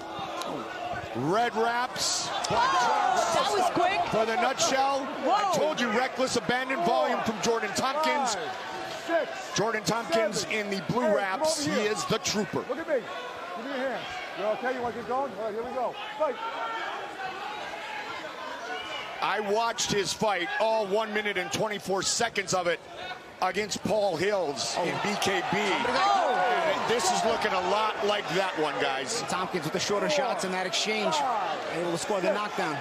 7, 8. Tompkins has a very impressive Okay, you want to keep going? amateur boxing record. High time. And a lot of those great boxing clubs, amateur-wise, Paulie in the UK, and they are high-level boxing clubs. Oh yeah, one of the biggest sports in the UK. When you a lot of But those, Wayne Spinoza was calling Work out, work out, work his out. attention.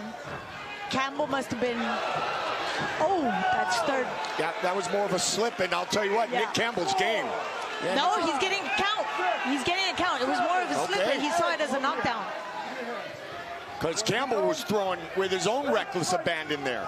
Yeah, to Campbell's credit, both knockdowns that he's taken, he's popped back up trying to fight his way through. I don't think it's a matter of will. I think it's a matter of skill here. As Tompkins keeping the better shots, also keeping his head in a position where he can see the shots, while Campbell sort of just putting his head down and trying to throw, hoping he lands a lucky shot. Oh, big shot there by Tompkins. Oh, Great that shot hurt for him. the body shot. Yeah, That could be it.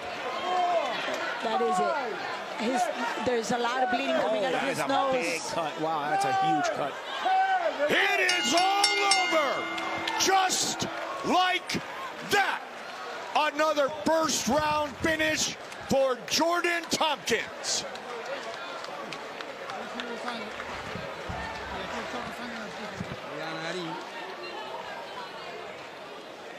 The way that punch landed and the way that Nick reacted, Paulie, I don't want to say it, but that makes me think broken orbital bone. Yeah, I mean, he didn't pop up the same way after that last knockdown. You know, you saw the first couple knockdowns he took in the round, he just popped up back up ready to fight. But you could see when that one got him, it was something a little more. He wasn't trying to get up. Let's watch it on the replay. First shot there, Campbell kind of walks Tompkins into it, but then Tompkins follows up with a big shot. And there you saw what I'm saying. He pops right back up, looking to fight his way through it, and actually does try to fight his way through it. But then, unfortunately, again, like I said, it's a matter of skill sometimes, not just will. And it was Tompkins with the shorter, crisper shots. Is this a slip here or not? There's a good right hand there by Campbell, and then it looks like he just kind of misses and falls. And this is the finish. And this is the final fray there. The good body shot that sets it up. Has Campbell look into the body and then blindsides him with the right hand. What a performance by the trooper, Jordan Tompkins. Started boxing in his early teens after becoming the London Taekwondo champion. 3 fights in 2022, 3 first-round finishes, 3-0 in bare knuckle, 1-0 inside the Trigon.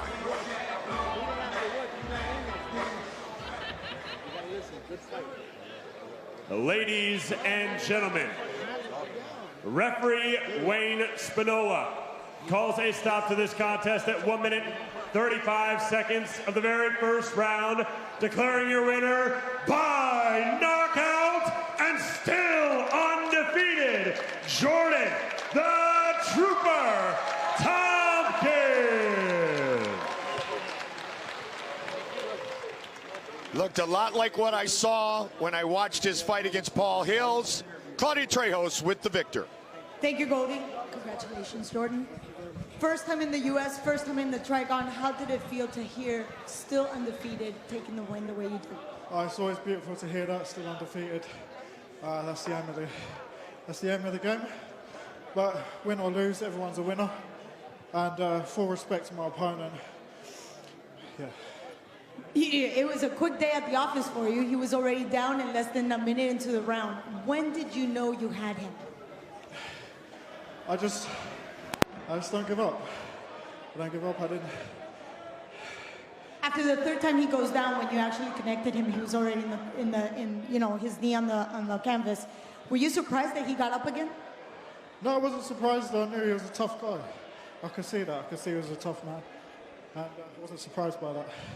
That last punch, right before the action was called off, can you walk me through it? The last punch, sorry? The last punch, when he actually took the knee right there. Can you walk me through it? Right before the referee called off the action. It's all like driving a car. So you practice for what you do. It just all comes natural, I suppose. There was no forward planning, to be totally honest. But you just did what you had to do. Congratulations. Thank you very much. We hope to see you back in the U.S. again. Back to you, Goldie. Just like driving a car, even if they do drive on the other side of the street in the UK. For them, it's all the same. Exactly. It's virtually identical, right, Paulie? Absolutely. What a performance by the Trooper.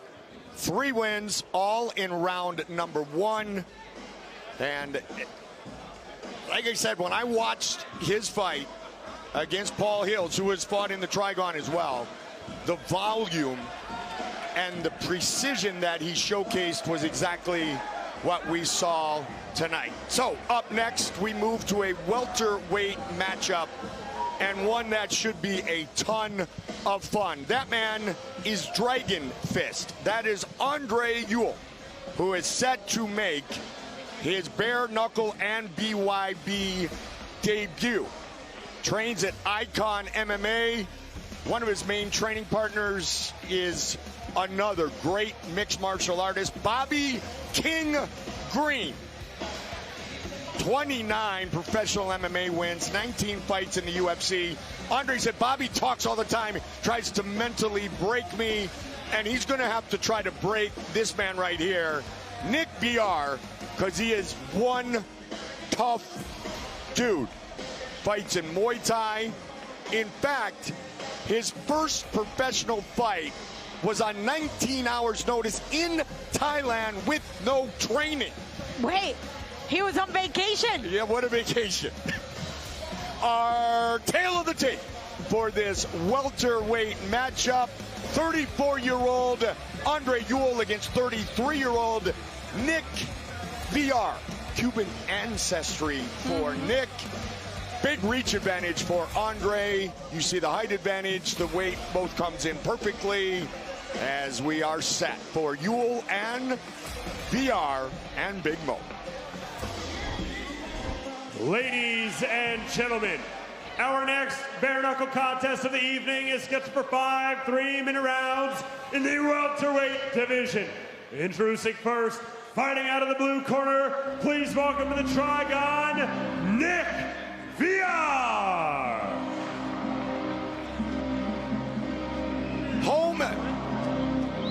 Home is Hartford, Connecticut, but home recently for Nick is the Dominican Republic.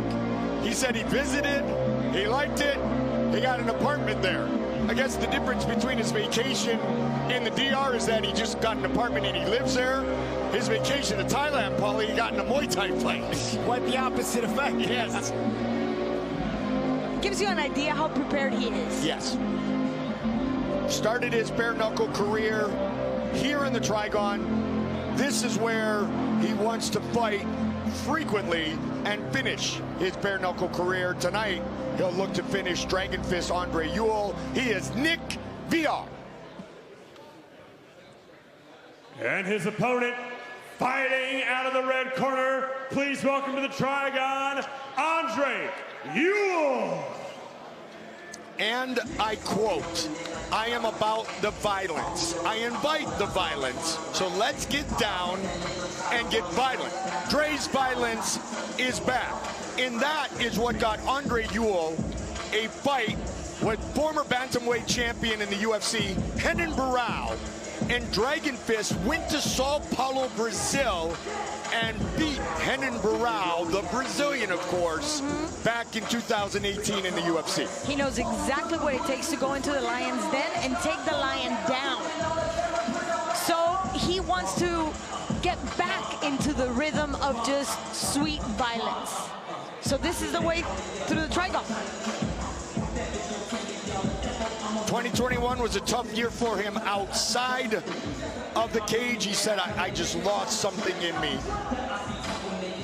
Ended up losing his contract with the UFC. Other things didn't go his way. The one thing he did tell us is that he is a huge Paulie Malignaggi fan. Loves the Magic Man. But, Paulie, when you said Manny Pacquiao had no footwork, that hurt his feelings. Yeah. Yeah, well, you know, we hashed it out, buddy. You did. Tell us how it hashed out. It hashed out. You know, I gave an explanation of what my opinion of footwork was and what it wasn't. You know, and maybe we agreed, maybe we disagreed. He still loves you, though. Inspired during college to pick up boxing by Superman, Roy Jones Jr. Andre Ewell. Ladies and gentlemen, this welterweight bare knuckle bout is scheduled for 5 3-minute rounds and is brought to you by Purple Heart Homes. Let's meet the fighters. First, fighting out of the blue corner. He stands 5 feet 7 inches tall. He weighed in at 146 pounds. He holds a bare knuckle record of 0 victories versus 3 defeats and 1 draw. And he fights out of Santiago, Dominican Republic by way of Hartford, Connecticut. Introducing Nick Villa. And his opponent, fighting out of the red corner. He stands 5'10" and 1/2 inches tall. He weighed in at 145 and 1/2 pounds. He is a mixed martial arts veteran, but makes his bare knuckle debut tonight. He fights out of Moreno Valley, California. Here is Andre Dragon Fist Ewell. Our referee in charge, Bill Clancy. All right, gentlemen, went through the rules in the back. I expect a good, clean fight. Protect yourself at all times. You must obey my commands. Your trunks are perfect. All the punches above the line. Good luck. God bless. Go back to your corner. Bill Clancy, our referee. Andre Ewell, a veteran of 28 professional mixed martial arts bouts. 9 of them in the UFC. 4 professional boxing matches. Tonight, his first bare knuckle fight. Here we go. Andre Ewell, the southpaw. Nick BR will switch, comes out orthodox. Quick knockdown score for Ewell. Yep, and we're not even 10, 20 seconds into the first round. Might be a full count already. Wow. It is all over just like that. Did VR get to throw any punches? I don't think so. No, I think he's injured. It's got to be something with his shoulder. Yeah, he's pointing to it. Or is it a rib? Look, he's holding right there on. Did he break a rib, maybe? Wow, could have been. It was so quick, though. Yeah. I guess we always have the benefit of replay. Yeah, exactly. It was that quick.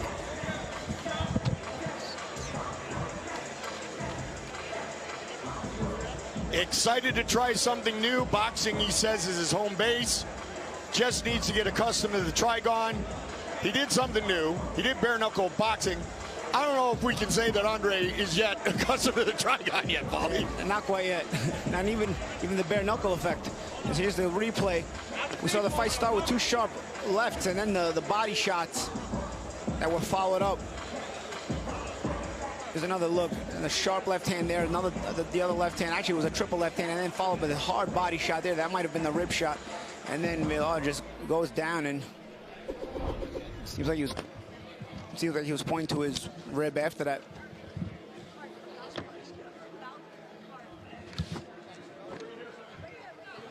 Ladies and gentlemen, referee Bill Clancy calls a stop to this contest at 17 seconds of the very first round, declaring your winner by knockout, Andre Dragon Fist Ewell. 17 seconds. This interview will be longer than that. Here's Claudia. Thank you, Goldie. We sure do hope that it's a little bit longer right now for this interview. That was a very quick day at the office. Did you expect that? Definitely did. I ended up saying I was only going to I'm going to take this all out in 10 seconds. That was everything I said back at home. But first, let me go ahead and thank God for basically placing me here. And, you know, shout out to my two baby boys, you know, Eli and June. Love y'all. Just end up knowing Dad's coming back, you feel me? And everything else, thank you for this opportunity. I really do appreciate this. And I'm taking a seat right next to Polly. You feel me? I told you, when I get done, I'm walking right back out here to help, you know, just go ahead and talk with everybody. I can just come up here and leave you my seat. And you fell short 7 seconds. It was 17 seconds. That's how long it took. It was so fast that we had to wait for the replay to know exactly what happened. Do you remember how fast you connected? Well, one, let me say, Fight Night Customs told me to hit him with the nice 2. Now it's funny, but it was a 2 straight down the line. I know I ended up clipping off the top of the side. It came up into following up with 2 body shots, and it was one good old right hand to the top of the dome. I know that. So it was basically it's like blessings of punches. A few years ago, you said that you had lost your way, your motivation, but you were looking forward to coming back into combat sports. Was this the type of performance you would grade yourself as an A in for a comeback?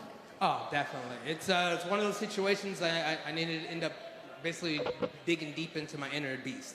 And then, like, I ended up telling my coaches back at home, you know, so shout out to Sam and Bobby and everybody at the team of Icon MMA, and, you know, my damn cousin that should have been here. I love you, man, Damon.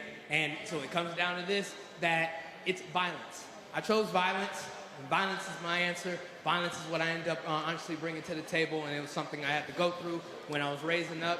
Didn't have the best life, and now here I am trying to end up proving that and getting everything that's honestly worth is actually supposed to be mine. So I'm coming back. Grade A for tonight's performance. Thank you, Andre. Congratulations. Back to you, Goldie. Thank you very much, Claudia. Andre told us his father, Gus, was a big fighter. Could be Mike Tyson's twin. Beautiful shot of some of the beautiful women in attendance tonight. 17 seconds is all it took for Andre Dragon Fist Ewell to earn his first official professional bare knuckle win. If this has ever happened, you're listening to a podcast and you hear something funny or exciting that you want to share with a friend. So then you have to send them a link to the podcast, message them the timestamps, and then they have to scrub through to find that one little moment that you were trying to share. And of course they never do because that's too much work. But what if you could share moments from your favorite podcast instantly? Well, Pick Cherries is a free app where you can listen to all your favorite podcasts and share moments from them like never before. Let me show you how easy it is. So say you're listening to this podcast and you hear a moment that you want to share with your friend. All you need to do is press the Shazam like button at the bottom of your screen, and you'll be able to instantly trim a 60-second clip, or pick cherry, from the show. Then just press the share button, and you're good to go. Your friends will receive a link directly to that highlight. It's just as easy as sharing a TikTok. And get this, Pick Cherries keeps track of what you enjoy, and will generate a feed of other Pick Cherries that other listeners have created. So you're only ever a few swipes away from discovering your next favorite podcast. Pick Cherries will revolutionize the way that you listen to, discover, and share podcasts. So download it today. I'm undefeated for a reason. Tirelessly trained for weeks, months, even years. Yeah, it's hard. It's painful.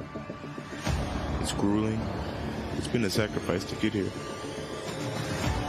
In order to dominate, you need to be dialed in physically and mentally.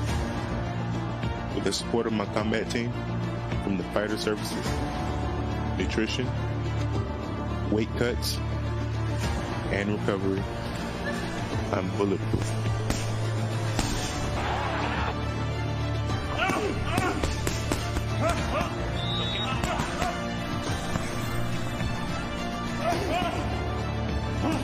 Ask yourself, do you want to just perform or perform at peak levels? I think you know which one I chose. Become bulletproof.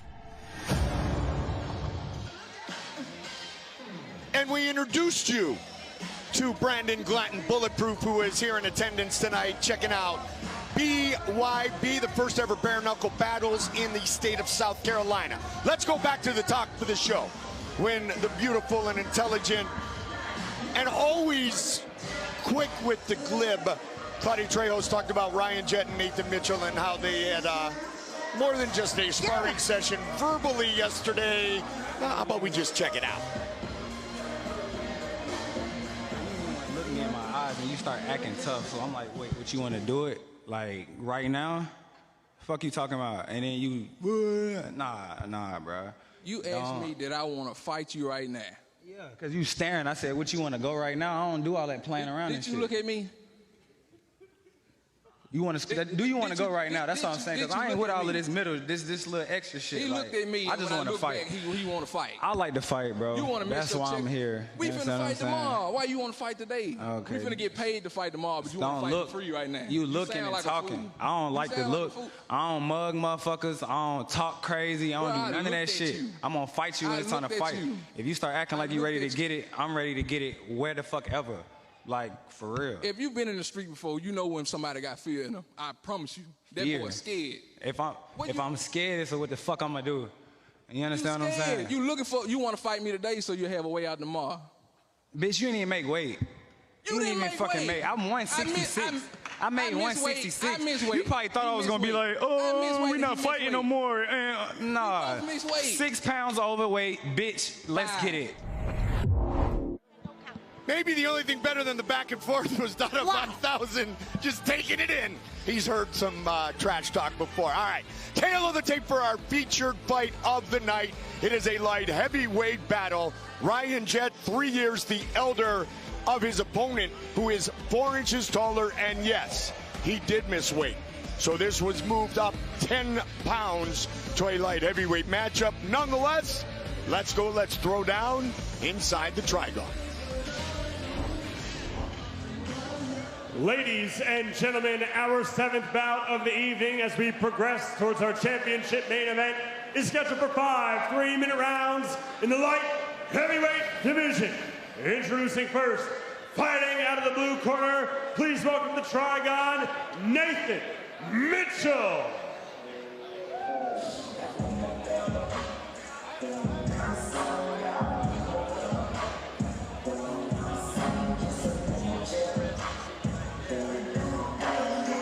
His nickname is Flawless. He said he chose that name so he will always have something to work towards, because no fighter is truly flawless. It gives him a reason to always fight. Now, in his bare knuckle career, he had his jaw broken by Tom Schoaf in April of 2021.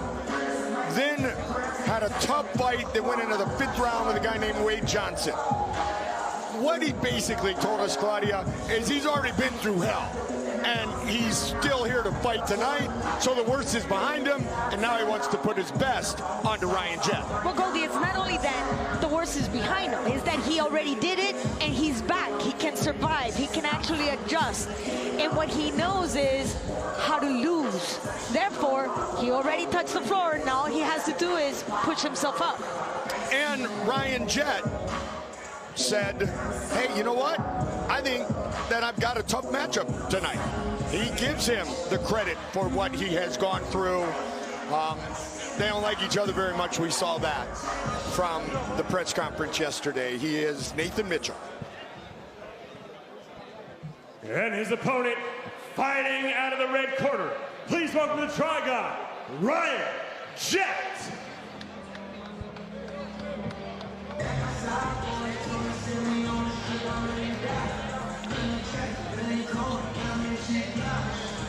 Still to come, our main event of the evening, Sam Liera, Laurent T. Smash Nelson for the interim super middleweight title. I bring up Sam right here, right now, because Ryan Jett made his debut back in March against Sam Liera. That fight went the distance. Ryan Jett was a mess. And when we were in fighter interviews, Claudia, I kind of, I hesitated to say that. I didn't want to offend Ryan. He's like, oh, calling me like that I was a mess? That's being nice to me, Goldie. I was much more than that in a mess. And the one thing is, yes, he was a mess. He lost his direction. But, you know, it's of men to recognize so they can actually make him better. He never stopped. He is as tough as they come. He said he didn't feel the punishment until the next day, which is crazy, because all of us who weren't in the fight felt it immediately. And just let's go back to the Tom Schoaf fight where he had his jaw broken. Let's not forget, Yes, and I'm talking about Nathan Mitchell, as a matter of fact. He finished the fight with a broken jaw. Yep. This is the kind of fighters we have right now in the Trigon. So I'm expecting this to go toe-to-toe. This is going to be a phone booth fight, an explosive one. Don't blink. You might miss it. You got that right. If you blinked in the last fight, you definitely did miss it. Official introductions from Big Mo. Ladies and gentlemen, this light heavyweight bare knuckle bout is scheduled for 5 3-minute rounds. Our referee in charge for the bell rings, Wayne Spinola. And this fight is brought to you by Pick Cherries. Let's meet the fighters. First, fighting out of the blue corner. He stands 6 feet 2 inches tall. He weighed in at 171 pounds. He comes to us with a bare knuckle record of 0 wins versus 3 defeats. And he fights out of Batesville, Mississippi. Here is Nathan Flawless Mitchell. And his opponent, fighting out of the red corner. He stands 5 feet 9 inches tall. He weighed in at 166 pounds. He comes to us with a bare knuckle record of 0 wins versus 1 loss. And he fights out of Charlotte, North Carolina. Here is Ryan Jett. On the scratch. Okay, guys, listen to my commands at all times and protect yourselves at all times. Okay, if you want to now, you can shake hands. All right, guys, stay right here. Stay right here. I think that was established yesterday. Put your foot on the corner. There's going to be no shaking hands. There's going to be swinging fists. Oh, yeah. Jett and Mitchell. Here we go. Ryan Jett, black and purple trunks, red wraps. Nathan Mitchell, black and blue trunks. And down goes Nathan Mitchell quickly. Right back up. But the ref is calling something.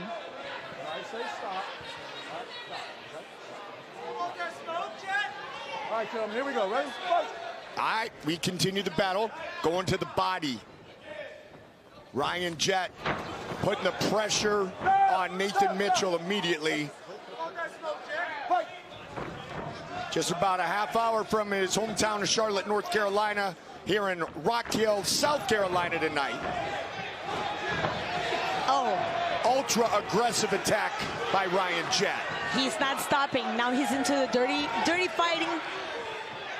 And he's just going for the rib cage over and over and over again. He told us he's healthy as well, and he wants a rematch with Sam Liera. He had a torn labrum on the right side, on his right shoulder. Couldn't even throw a straight right against Sam. Oh, he's down again. He's able to throw everything perfectly so far tonight, Claudia. Yes, he is. With a very short period of recuperation, and we can now see he has not skipped a beat. One of the things that he worked on was strengthening his hands. We've seen that whatever he did has worked. And he says, when we asked our great Tom Gerbasi, who does all our bios, our research about his strengths, he said simply Ryan Jett did these hands. Good start for Ryan Jett. Let's see what Nathan Mitchell has. Jett's really smothering Mitchell. Oh, again. Jett, that was a hook. Yep. Did he go to the liver like instructed? Yep, this might be it. 8, 9, 10. It is all over, just like that. Boom. It's a man of his word. Amen. He said he was going to count. He said he was going to take that win. He's now ready to take Sam Liera back. What do you say? I say yes. I say absolutely yes. I say we got to see Sam fight against Smash first, but yeah, I would say that he showcased his skill set brilliantly and made quick work of Nathan Mitchell. Very calm, cool, collected. Ryan Jett did not skip a beat. His face, flawless, unlike Nathan Mitchell. Yes.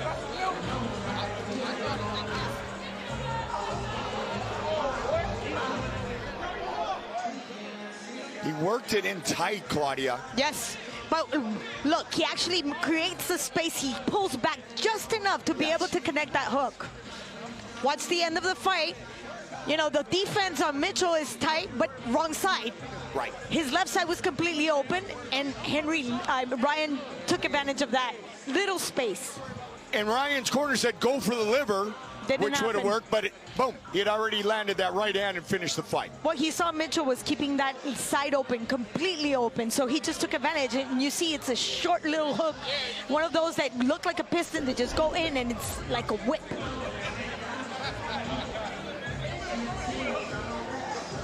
Big Mo to make this one official.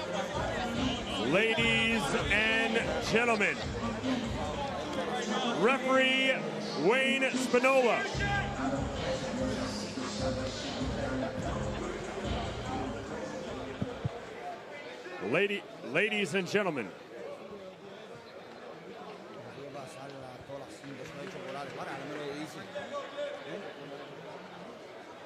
Ladies and gentlemen, referee Wayne Spinola calls a stop to this contest at 1 minute, 48 seconds of the very first round, declaring your winner by knockout, Ryan Jett.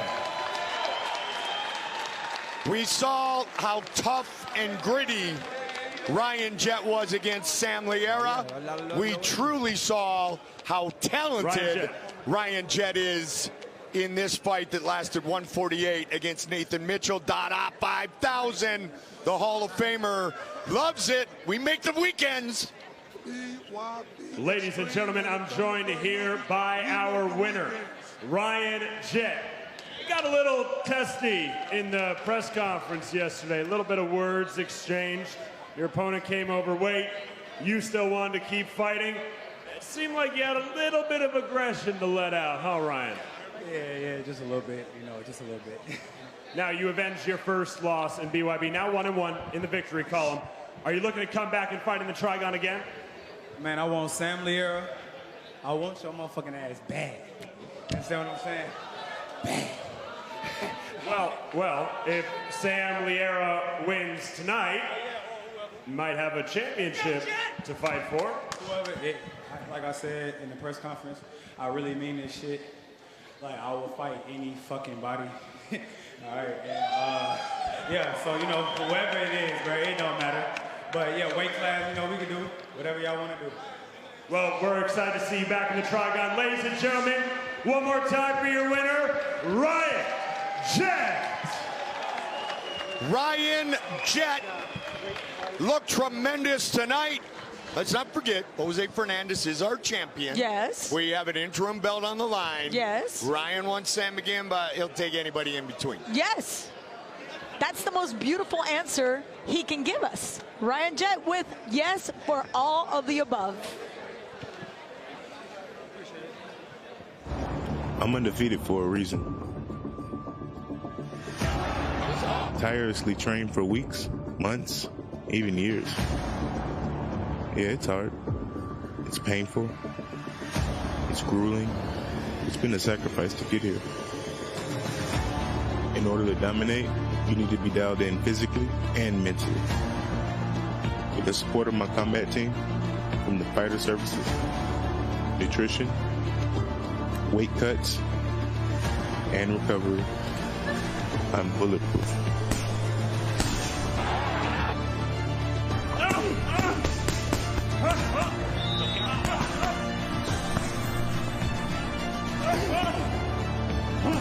Ask yourself, do you want to just perform or perform at peak levels? I think you know which one I chose. Become bulletproof.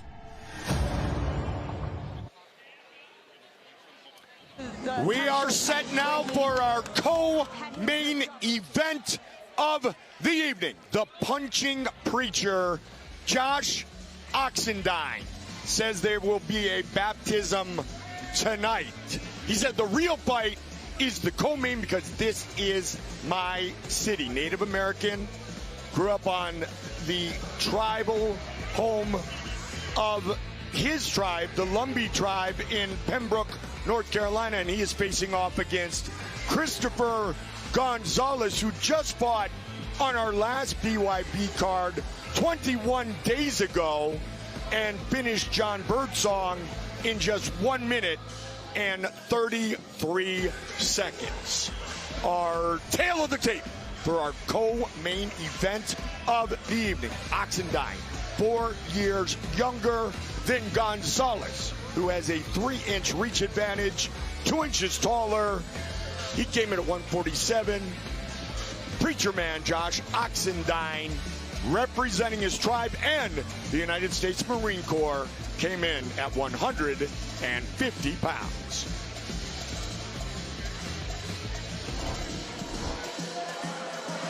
Ladies and gentlemen, tomorrow night, live at the Rock Hill Sports and Events Center, our friends at Global Legion FC will be having their 24th show. Make sure you get your tickets at the door and mention BYB. And now, ladies and gentlemen, it is time for the co-main event of the evening. Scheduled for 5 3-minute rounds in the Super Welterweight division. Introducing first, fighting out of the blue corner, please welcome to the Trigon, Christopher Gonzalez.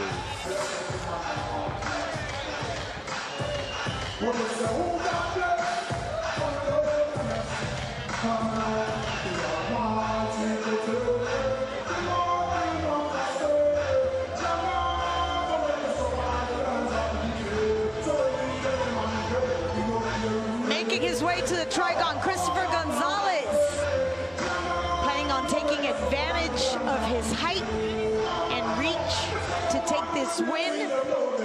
Coming after a very good high, a great win against John Birdsong that was just a few weeks ago. And he wants to continue that win streak right here in Rock Hill, South Carolina, as we're making history, the first bare knuckle event in the state. What better place than this one right here, right now, to show off his abilities. Christopher Gonzalez fighting for his son, Noah, who's only 7 years of age.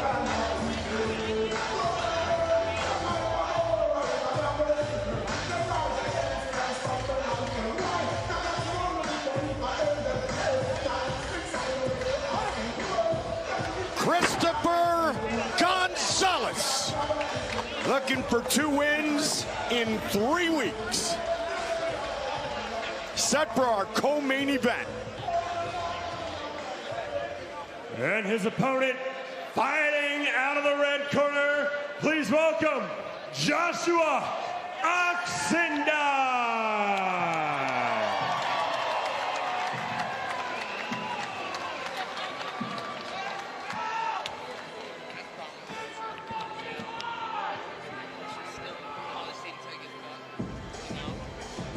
2019 North Carolina Golden Gloves champion Josh Oxendine served 4 years in the United States Marine Corps.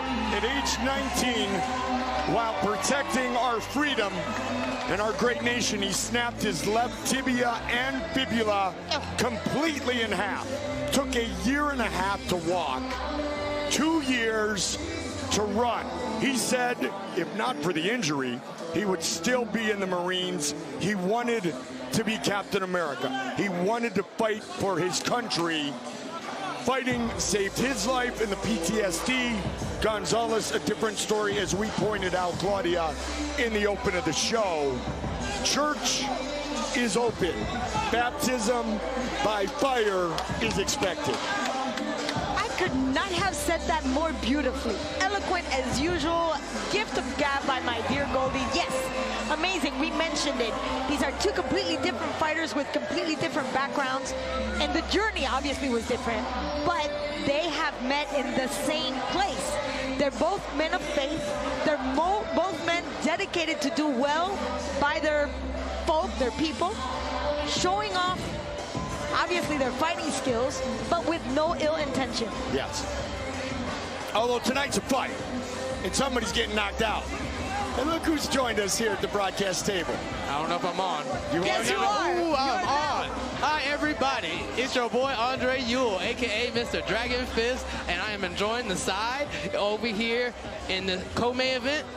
Look at you. This is beautiful. Yes. This is beautiful. We could not ask for a better partner. We just gave Little Polly a very quick break. Yeah, Magic Man needed a little moment, so we will bring in Andre Ewell. Yeah, well, I know that. I was going to go with the Blackie Chan thing. You know, you rush houred into your fight, and then you rush right over to us. That is a full fact. He promised. He promised he was going to come down. I was going to sit here. All right, here's Big Mo to get our setup for the co-main event of the evening. Ladies and gentlemen, this is your co-main event of the evening.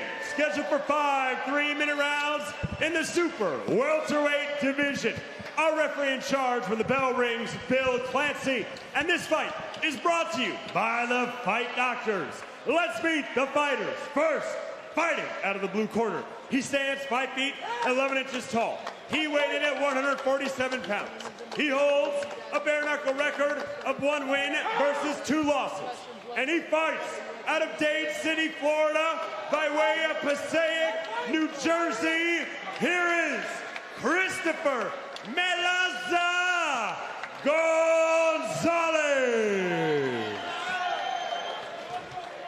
And his opponent, fighting out of the red corner. He stands 5 feet 10 inches tall. He weighed in at 150 pounds. He holds a bare knuckle record of 0 wins versus 1 loss. And he fights out of Charlotte, North Carolina.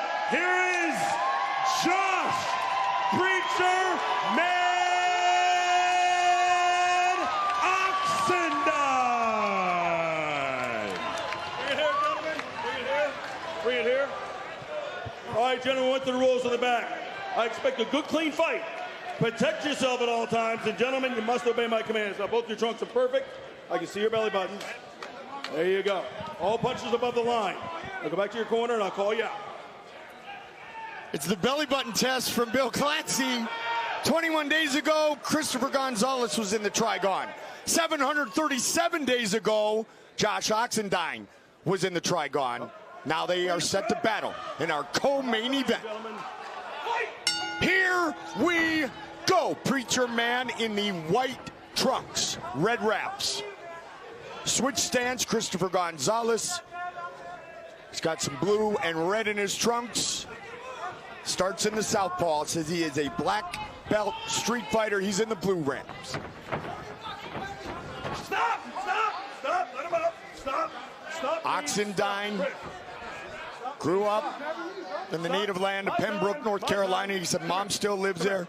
The Lumbee tribe's first professional fighter. I'm talking, you shut up. And he's really proud of his roots. He's really proud of what his congregation did for him. Said he's got the Marine Corps and a tribe behind him. Some instruction from referee Bill Clancy. Oh! And a good shot from Oxendine. That hurt him. Yes. That could be it. I just like the way Oxendine adjusts his height and then just threw a quick right. It is all over! Just like that! Andre, I don't think he beat your 17 seconds, but it was darn close. And I ended up giving you that right there. He did work. Yep. You know, he definitely did work. And then on top of that was another body shot. Yep. Hey, I give that punch. This is nice. All right, unit comes still wrapped, coming off a great victory in 17 seconds. I'm going to hand the replays right over to you, Dragon Fist. Oh, give it to me. All right. Give it to me. Man, he hit him with a bad body shot. Take us through it, Andre. All right, so what it is, he ended up biting really hard with that 2, and that's where he followed up with that 2 to the body. It's the body shot. People don't end up understanding that no one actually likes to deliver in that, and my boy, he ended up delivering that 2 straight into the windpipes. That's that windpipes. And he knew it was over. He did. He did. And at the end of the day, when you hit the right spot at the right time, that's all it wrote. That's all you need. And it's the feints that make everything, honestly, bring everything to light. So I give that point to my man. Good job. And in your fight, I heard your corner called for the liver shot, but you had already connected with the right. I'm sure you were going to follow with the liver shot, but you'd already finished it. Oh, it was a fact. It was a full-on fact, you know? Like, back at home, if I don't end up touching the body at least 4 to 5 times in my fights, I get yelled at. So, well, it's one of those things. If you didn't touch it 4 or 5 times tonight, it's because you were only in there 17 seconds. Oh, that is a fact. That is a fact. Great show of class and respect for two men who truly have had their lives turned around, have had their lives saved by martial arts, by combat, by boxing. Yeah, but that's nothing but respect, because I was definitely one of those guys that, you know, that needed answers. I needed something, and this was me responding, and this is the response I got. You know, and I always sit there and say, I choose violence, but in reality, the word violence means I choose the word art. Amen. And art is violence. And there was some great art there. Let's make it official. Here's Big Mo. Ladies and gentlemen, referee Bill Clancy calls a stop to this contest at 48 seconds of the very first round, declaring your winner by knockout, Joshua Preacher Man Oxendine. Welcome back to the Trigon, Josh Oxendine. Hello. Here's Claudia. Thank you. That was quick. That was a beautiful moment right there. Two men of God, two very spiritual men. What words did you exchange? I told him, you know, Jesus loves him, man. No matter what he goes through in life, you can always call on God, man, and he'll be there no matter what. Through the tough times, the good times, the bad times, God always there and never leave you nor forsake you. One of the things that I've noticed about you, you're really, really, I don't want to say hard, but structured within yourself. After this very quick moment in the Trigon, how would you grade your performance? First of all, man, I want to give shout out to my Lord and Savior Jesus Christ, man. Without God in my life, I wouldn't be the man I am today. I wouldn't be the husband, the father. So without God, man, God's my everything. So shout out to my Lord and Savior Jesus Christ, my wife, Shannon, Truck, my coaches, everybody at Ox Fitness. But yeah, man, we had a game plan. We're going to the body, and I know if I touch him, he's falling. And I told you I was going to baptize somebody, and he got baptized. Oh, we saw that. As a matter of fact, there was a very quick adjustment to your height, and that hand in went right away. Was there a doubt in your mind that he was not going to get up? Oh, yeah, I knew he wasn't getting up. My hand's certified. I told y'all that in the interview. These hands are nasty. And when I touch people bare knuckle, they fall. And, man, more glory to him, man. I pray for him, but, yeah, he wasn't ready. So between this and graduating soon from your bachelor's, what's the biggest win for you? Biggest win is when I gave my life to Jesus Christ. That's the biggest win all day, every day. There's nothing come close to it. So I know where my life goes when I leave this world, my soul going to heaven, and that makes me happy every day. Congratulations on this win. Back to the table.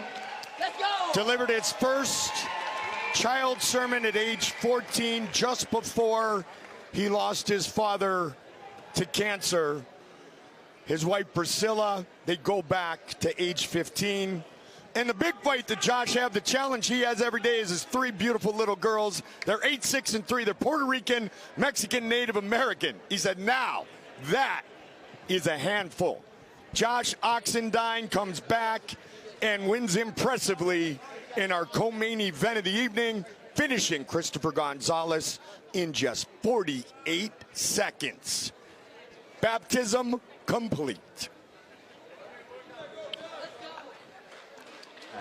You're listening to a podcast and you hear something funny or exciting that you want to share with a friend. So then you have to send them a link to the podcast, message them the timestamps, and then they have to scrub through to find that one little moment that you were trying to share. And of course they never do because that's too much work. But what if you could share moments from your favorite podcast instantly? Well, PickShares is a free app where you can listen to all your favorite podcasts and share moments from them like never before. Let me show you how easy it is. So say you're listening to this podcast and you hear a moment that you want to share with your friend.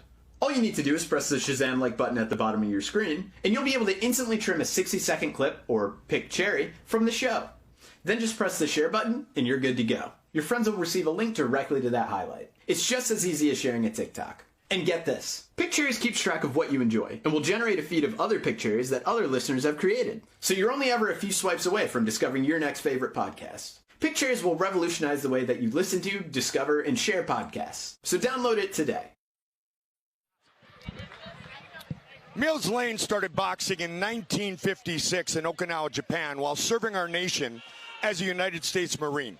He refereed more than 100 title fights during a career that spanned over 3 decades.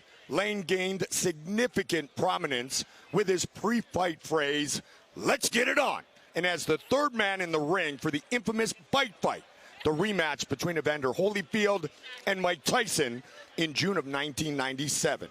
A true icon enshrined into the International Boxing Hall of Fame in 2013. Lane had his wife Kay and his sons Terry and Tommy by his side when he passed earlier this week. Mills Lane, rest in peace. He was 85 years old. Ladies and gentlemen, to honor combat sports legend Mills Lane, we ask that you all please stand by for a moment of silence with a 10 count.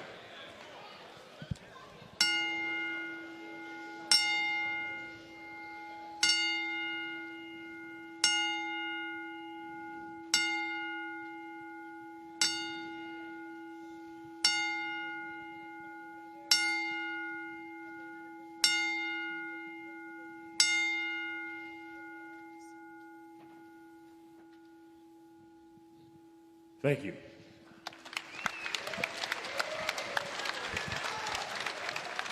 He was certainly one of a kind. Rest in peace, Mills Lane. All right, let's get set now for our main event of the evening. For the interim super middleweight title between two men unbeaten inside the BYB Trigon. 4-0, Sam Liera. 2-0, Laurent T. Smash Nelson. Sam said, I was given the nickname Caveman years ago by my buddies because I didn't talk much. I didn't say much. I was shy. He said, I never liked it. So I said, all right, we're going to make you like Prince was back in the day. The artist previously known as the Caveman, Claudia. Yes. And he, you know, he says he doesn't really like that. But it is what it is. It is. Yes, because I don't care how low he is, he'll come back. He is Smash, though. Undoubtedly, it is the proper nickname for Laurent T. Nelson. Tonight, his 52nd professional combat confrontation between Letway and King of Sparta and kickboxing and MMA. You name it, he's done in professional boxing. And, oh, what has he done so far with BYB? He's beaten not one, but two BKB world champions from the UK.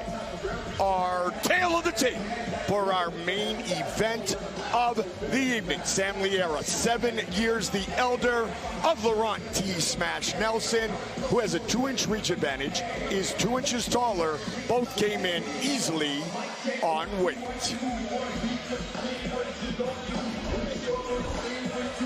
They fight for that right there, the interim super middleweight belt, as the champion, the GOAT, Jose Fernandez, continues to heal up his shoulder. Jose, can't wait to see you back in 2023. We're going to find out who you're going to fight right here, right now. Ladies and gentlemen, it is now time for the main event of the evening. Presented by Old Town Kitchen and Cocktails, the site for the official after party of BYB 14 this evening. It is set for 5 3-minute rounds in the super middleweight division. Introducing first, fighting out of the blue corner, please welcome to the Trigon, Laurent T. Nelson.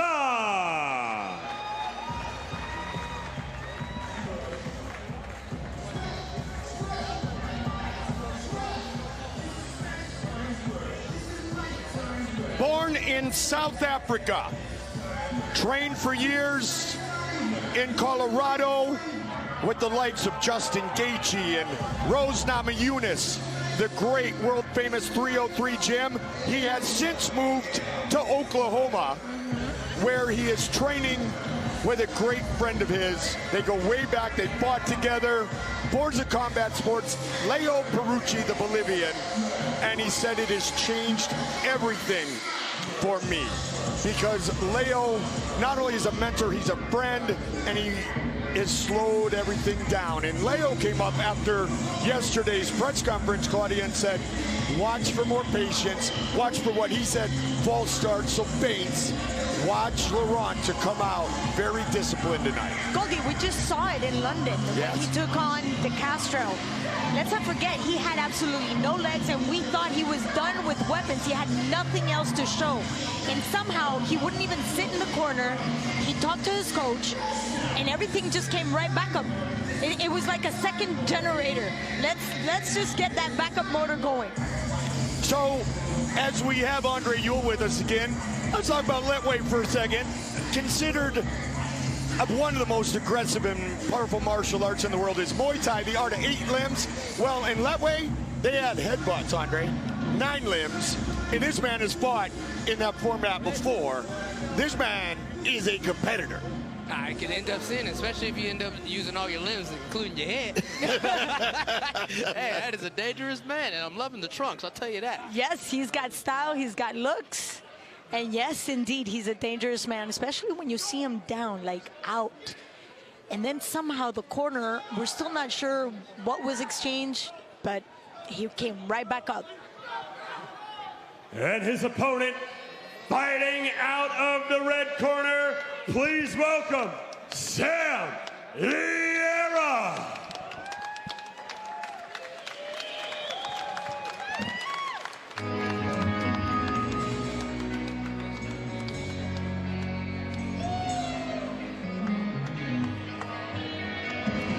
Sam Liera goes way back to one of my mentors, Master Jason Bress, LA Boxing, Sean McCauley, Eric Paulson, old school Fullerton, Colorado. Andre, Jason taught me so much about martial arts, boxing, and Muay Thai. Sam Liera, though, when he wrestled at Golden West College, met Alan Goez, Brazilian Jiu-Jitsu god, who was fighting in MMA. He's like, who is this dude? I have no idea who this dude is. Next thing Sam knew, he was in his first fight. That's what I'm talking about. That's nothing but love. Especially, I also do know about that coach. He is a legend. So he ends up getting mad points off of that in my books as well. Well, so, hey, Sam. Thank you for your great 17 seconds in the Trigon. Thank you for joining us here. Thank you, Brad. And Master Jason Bress, as I call Jason Master, and we say Wub, he's going to love that you gave him a little love as well. Andre, thank you very much. Great to have you, Andre. Thank you for joining us. Hey, thank you for having me. Main event of the evening for the interim super middleweight belt. Here once again is Big Mo. Ladies and gentlemen, this is your main event of the evening. Scheduled for 5 3-minute rounds. It is for the interim BYB Super Middleweight Championship, and is brought to you by our friends at Pick Cherries. So, Rock Hill, South Carolina, I need you all to get up out of your seats, raise your drinks high, and get wild.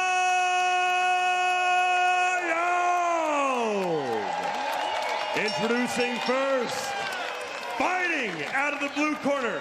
He stands 6 feet tall. He weighed in at 162 pounds. He comes to us with an undefeated bare knuckle record and is a combat sports veteran of over 50 fights. And he fights out of Aspen, Colorado, by way of Peter Maritzburg, KwaZulu-Natal, South Africa. He is known and feared around the world as Smash. Here is Laurent T. Nelson.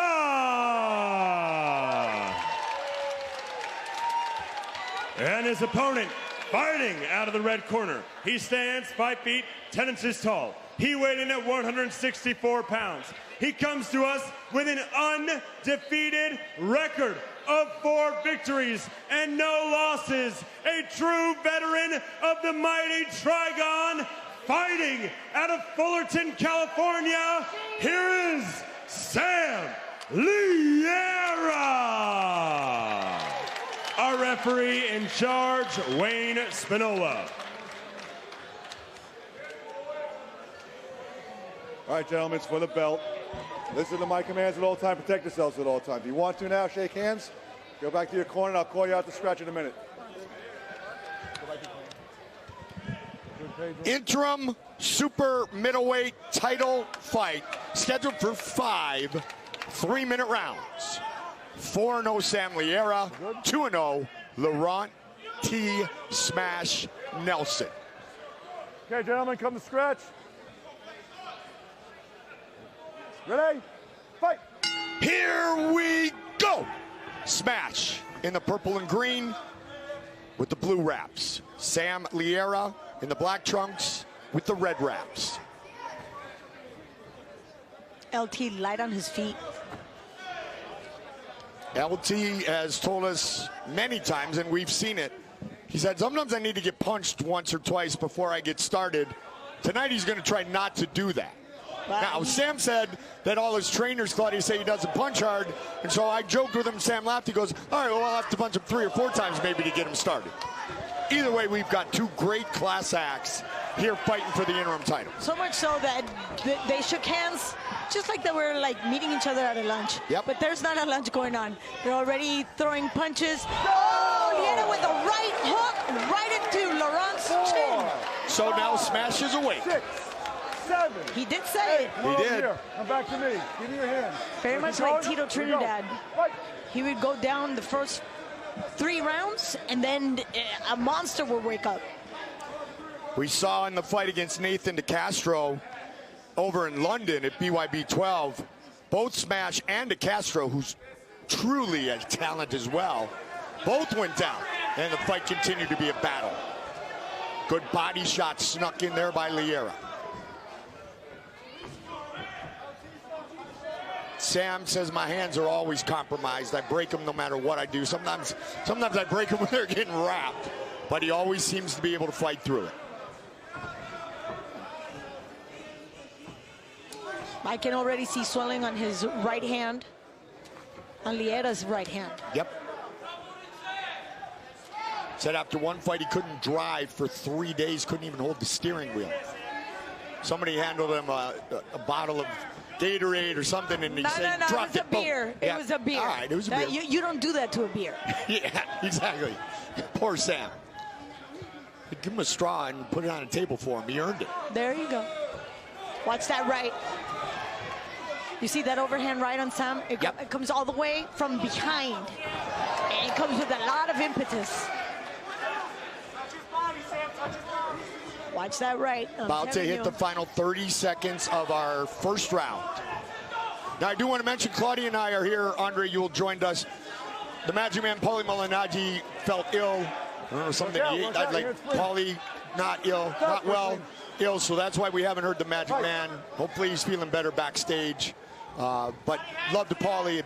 That is why Claudia's carrying me now instead of Claudia and Paulie carrying me. So lift with your legs, Claudia, because I'm heavy. Yes, sir. I am going. Okay, moving right along. Oh, Liera with a big left. It did not land. I meant that as in you've got to carry me. I didn't, nothing else there. You and, I don't know. Let's take a good look at what just happened that first round. You recovered. You and Isaiah Quiones, I don't know, man. I love Isaiah. I know you do. The world knows you do. And there's treatment to those shiners, those little knots. Let's see what happened in this first round. See, Sam is very, very keen on trying to land that jab, but it was that left hook, and it was a quick hook right into LT's chin. Watch, he just sets it up, and there it goes. Right into the chin. He felt it. He felt it. And you can see how veteran Sam is. He knew. He just waited for Laurent to fall. Second down. Round 2. This is an interim title fight, as I mentioned, but it is scheduled for 5, not 7. Good start for Sam Liera.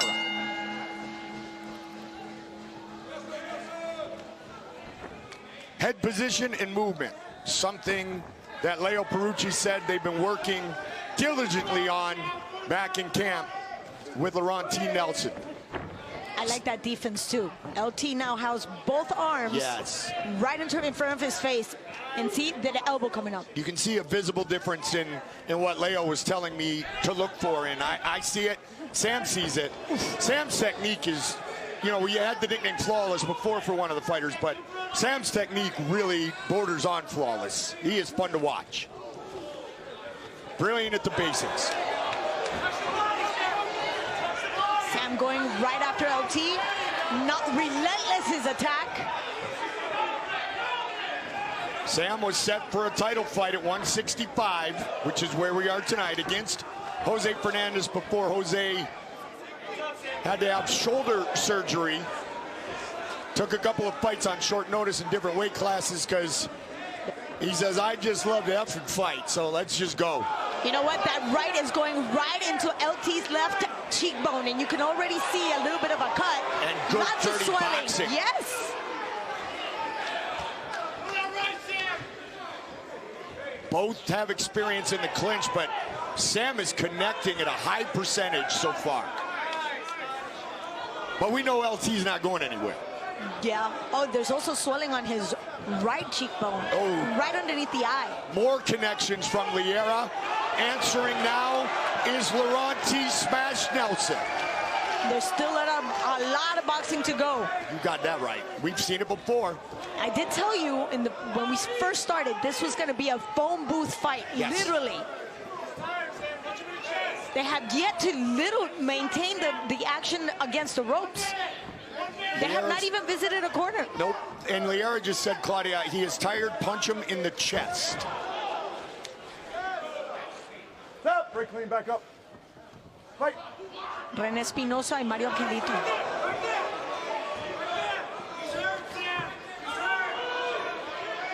You hear the corner Liera saying that Smash is hurt, but sometimes that's when Smash is the most dangerous. Actually, most times it is. Yeah. Let's go ask the Castro. You got that right. Whoa. And even Ricardo Franco had a good first round against Nelson. Oh. Now here comes connected. Smash. Wow. Two right hands right into Liera's nose. And you can already see a little bit of a cut right on the bridge of the nose. Stop. Break clean. Back up. Fight. Time.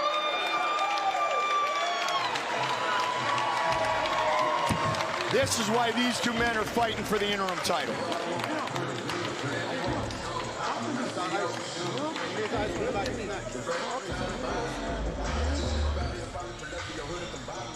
Look at Sam. He's relentless, going after those very quick combinations in every single angle. It looks chaotic, but there's rhythm to his attack. Smash using that very short distance, trying to connect. Now they're connecting both blows, right and left.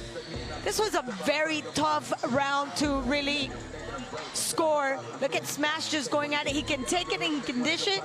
Right there. Oh my God, Liera connected two with the right, and still LT kept going forward. Not surprising to any of those who know these two competitors. Sam Liera said years ago, one of his coaches said he punches like a girl. And that upset him. And he said, it's cute. Sam said, all right, then I'll just keep punching. Yeah, why don't we have him, exchange punches with somebody like Clarissa Shields, Alicia Bumgarner. I want to hit like a girl like that.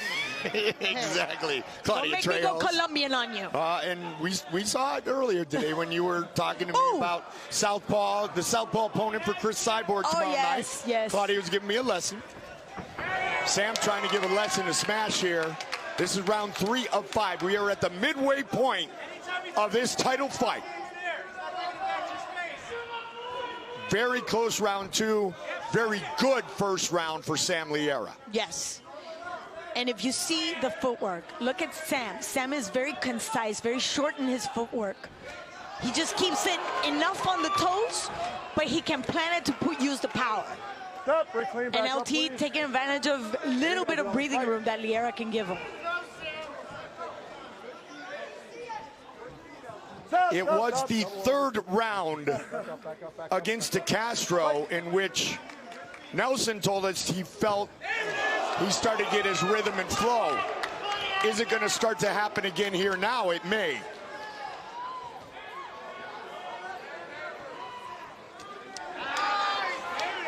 Quick body shot from Liera, absorbed without any emotion by Smash.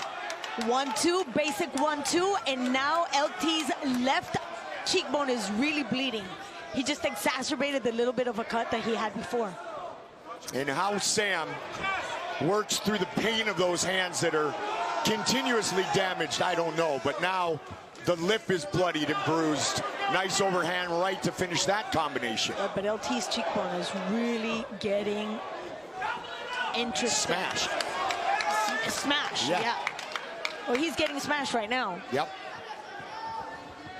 But you can see Liera's right hand and left hand. He's really throwing that left and keeping it in front, avoiding for Smash to walk into his distance, into his little space. Good left connects for Laurent T. Smash Nelson. LT in the blue wraps, Liera in the red. Whoa, very well done. Interim super middleweight belt goes to the winner of this main event. Oh, they're tired, but they still keep going. The rhythm has lowered, yes, but they're still very, very aggressive.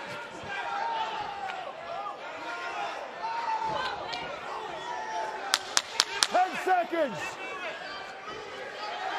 LT trying to finish strong here in the third, maybe steal this round.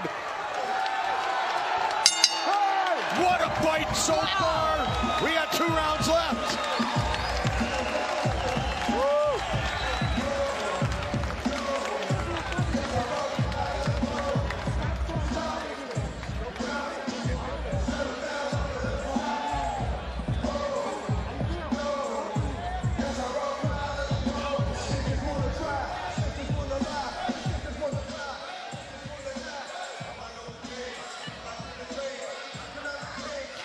Here looking at the replay, we can see Sam Liera just missing that big right hand. Let's take a look from another angle. Oh, but he just met LT's face with a, like one of those 45. It's a short little hook, and it just landed on his chin. See how he finishes. But wait, Liera he keeps going back and answering. He is a caveman. He just in the keeps good going way. Forward. Round number 4. Main event of the evening.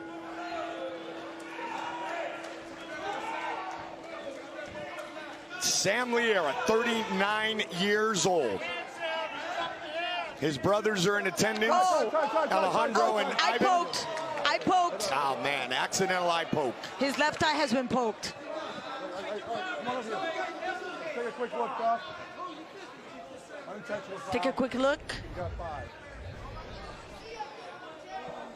Oh, the hand was open. Yeah. Which, in MMA and in the different styles of fighting for both of these guys, you paw your jab. You paw your jab. Yeah. It's not uncommon. The problem is, obviously, the hand is open because we don't use gloves. Correct. So, like the MMA gloves, we got less. Yep. Totally unintentional. No question about it. But going back to our co-main event, when Josh Oxendine made his debut back at BYB 4, he suffered an accidental eye poke. He said he couldn't see for 3 days out of that eye. Yeah. Well, your cornea gets scratched. Yeah, yeah. You've been there. You've had eye surgery. Only 5 of them. Yeah. Oh, I was sure 4.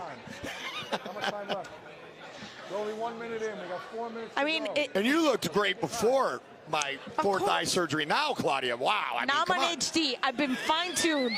Thank you for the lipo. You're an 8K. LT's both cheekbones are swollen. One had a cut. Look at Sam's face and the eye. Man, I hope this fight doesn't end like this for both men, but it may. Let's take a quick look. Because fighter safety is paramount. And it was going, I mean, what we've seen up to now, it's definitely worth a rematch. Yeah, yes. Well, we got plenty of time. Yeah, the hand was open. He was pawing his jab, and he met Sam's face. Very typical, like you said. Yes. Typical MMA move. Yep. And I know a lot of fighters today also paw their jab, which is, you know, back in the day, being the OG that I am, from like 100 years ago, that was totally unacceptable. Look at Now Sam. it's He's used trying as to a go, fight. man. Yes, he's really like battling whatever discomfort he has right now, and the doctor is just giving him time. Ref is giving him time. He's got a full 5 minutes. Don't hit yourself. You want to make it work.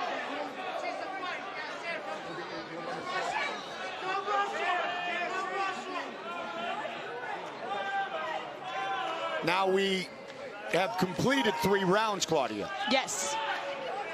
So it could still go to the judge's scorecard if Sam is unable to continue at this point. Hey, Sam. So, and I insist, this has been, especially that last round, a very difficult round to score, so I would not want to be a judge tonight. I agree. 1 was all Sam. 2 was very close. 3 was close, but a great finish by Laurent. Wipe him down, wipe him down, wipe him down.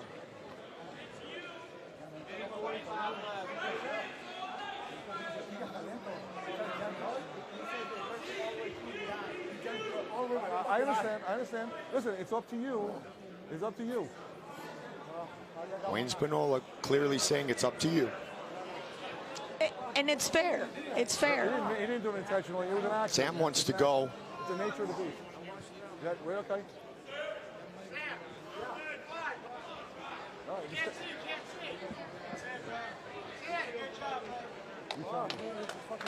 listen, if you can't keep your eye open, if you can't defend yourself properly, we'll stop the fight. That is one tough man right there. He is doing everything in his power to try to continue. That's Sam right there. And he's literally battling whatever discomfort he has. And even the ref, I'm surprised the doctor has not said, you know, done.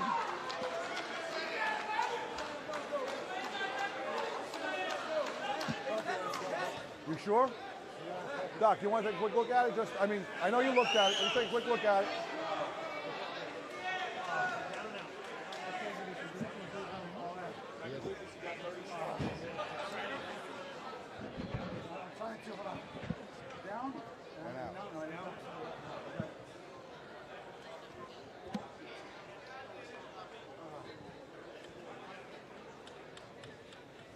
Tell me, can you see? Can you see clearly? You're going to be able to defend yourself? Can't fight tomorrow, not today, bud. You don't not think so. Yes or no?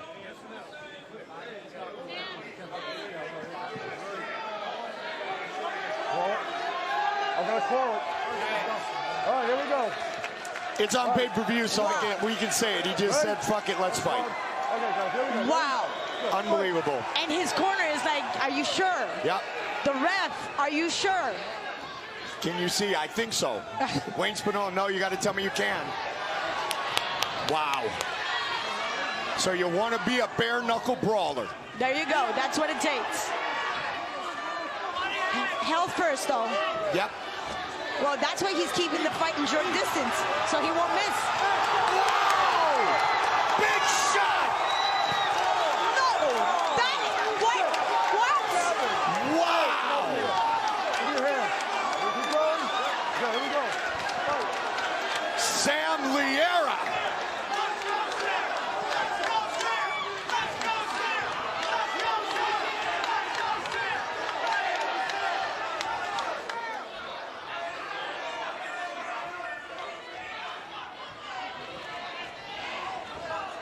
Trust me, Smash is damaged as well. Yes, And he's still wondering how Sam could recover and connect that way.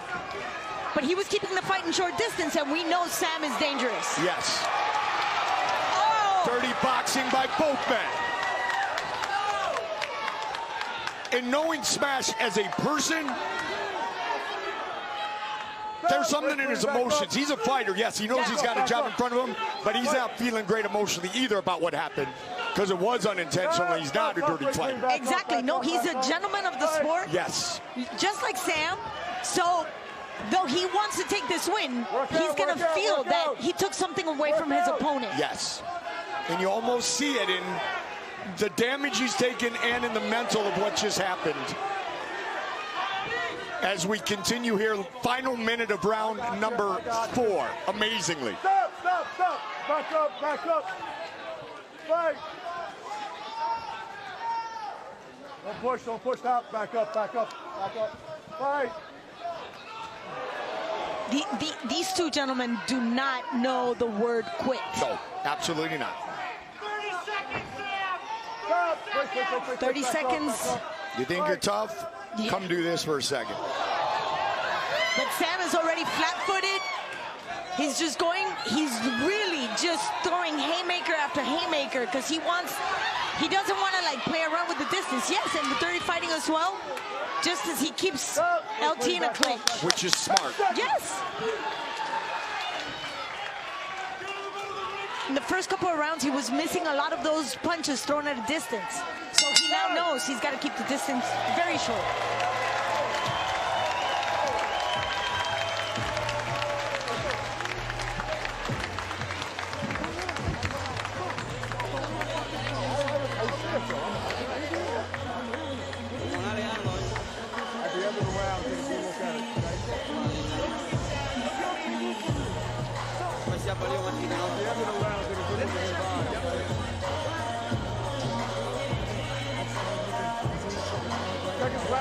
Take his wrap, please.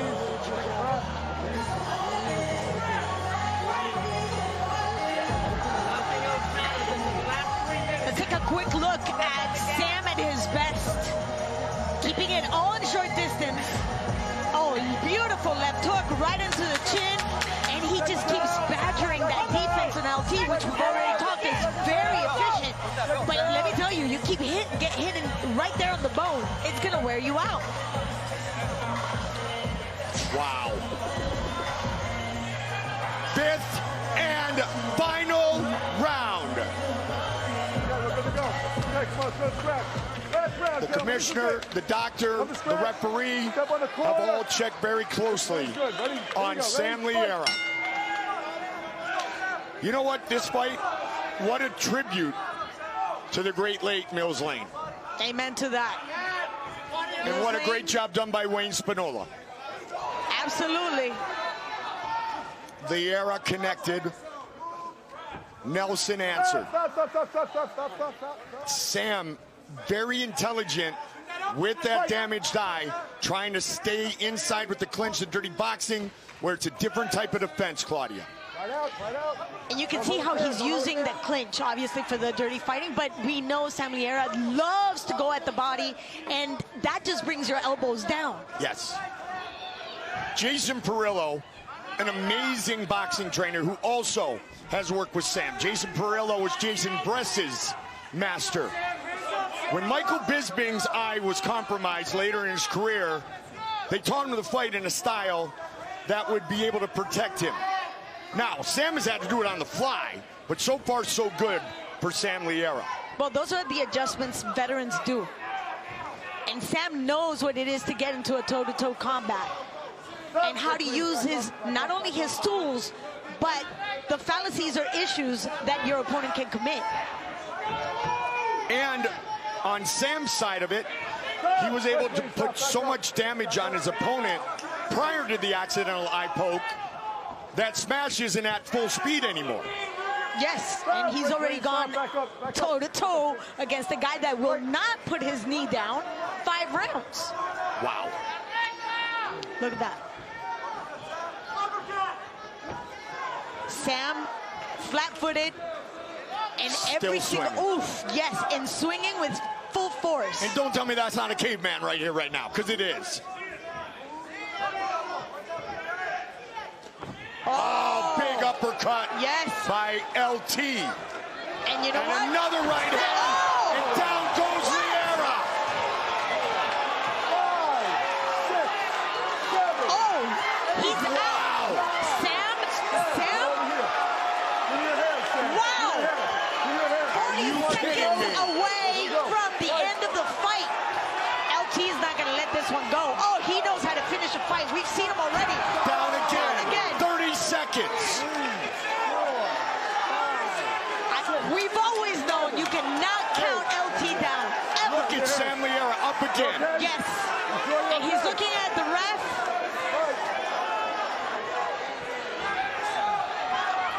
Oh, the ref right very close to the action. 10 seconds. Sam has no legs. Goldie, no legs in Sam. Can he make it? LT's letting him be. What a fight! Yes! What a fight! Outstanding! Once again, LT showing us that we can never count him out. Ever. Wow. Wow.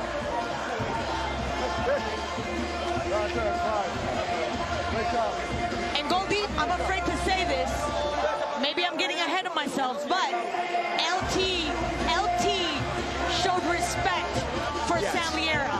Because he's not the type of guy that will let this opportunity just sit for the round to end. He goes for the jugular. Once he smells blood, once he sees any type of weakness, he goes for it. Yes. And he did not go for that tonight.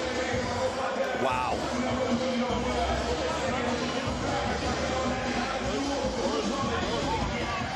Let's take a quick look at this last round. Sam Liera totally flat, right in front of LT, a dangerous position to be in. And LT, very quick with that beautiful uppercut, and then now once again a right, finishing off with a 1-2. One, and here comes 1-2. Beautifully done. And Sam had absolutely nothing else to say. What else can you ask for than what we just saw from Sam Liera and Laurent T. Nelson? Brilliant.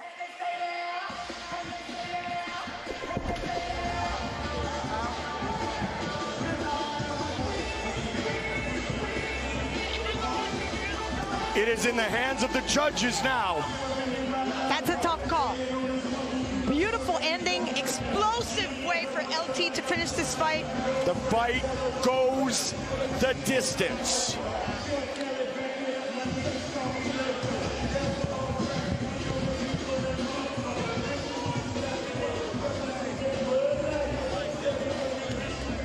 The Hall of Famers, our leader Mike Vasquez, Dada 5000 in the Trigon.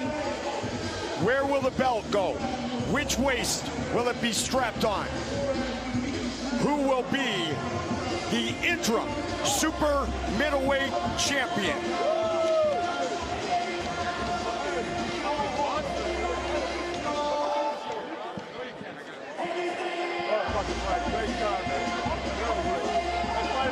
Absolutely a brilliant fight. Judges have rendered their decision, Claudia. Here is Big Mo. Ladies and gentlemen, after 5 full championship rounds, we go to the judges' scorecards for the official decision.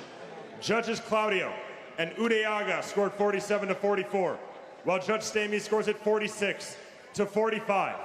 Declaring your winner, the new interim BYB Super Middleweight Champion, Sam Liera!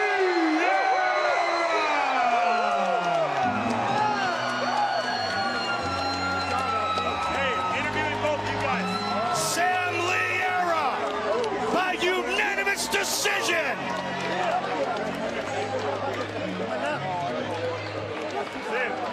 Ladies and gentlemen, I am joined by both the unstoppable force, and the immovable object. I'm not sure who is whose, but I'll go to LT first. LT, you travel the world, man. You've done some amazing things in a variety of rings and cages, and you went to war tonight.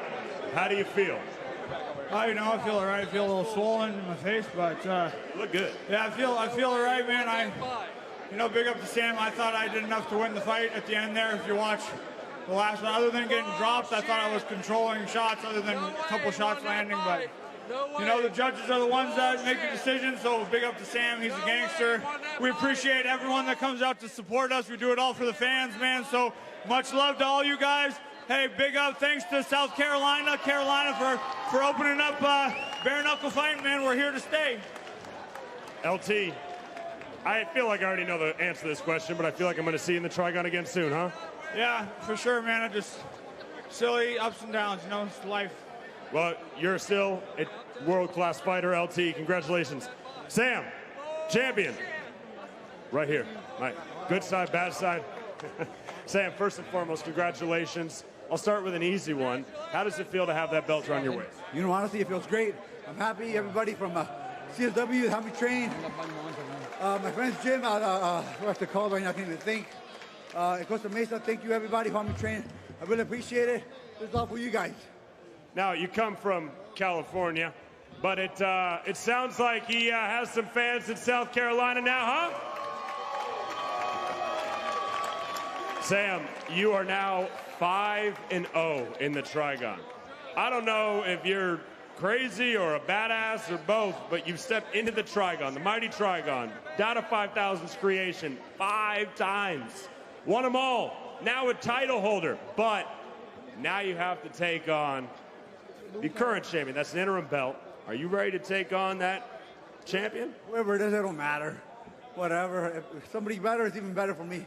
I want to get the better people to challenge me. And, you know, if I win, it's great. If I don't, you know what, at least try it. It's all that matters to me.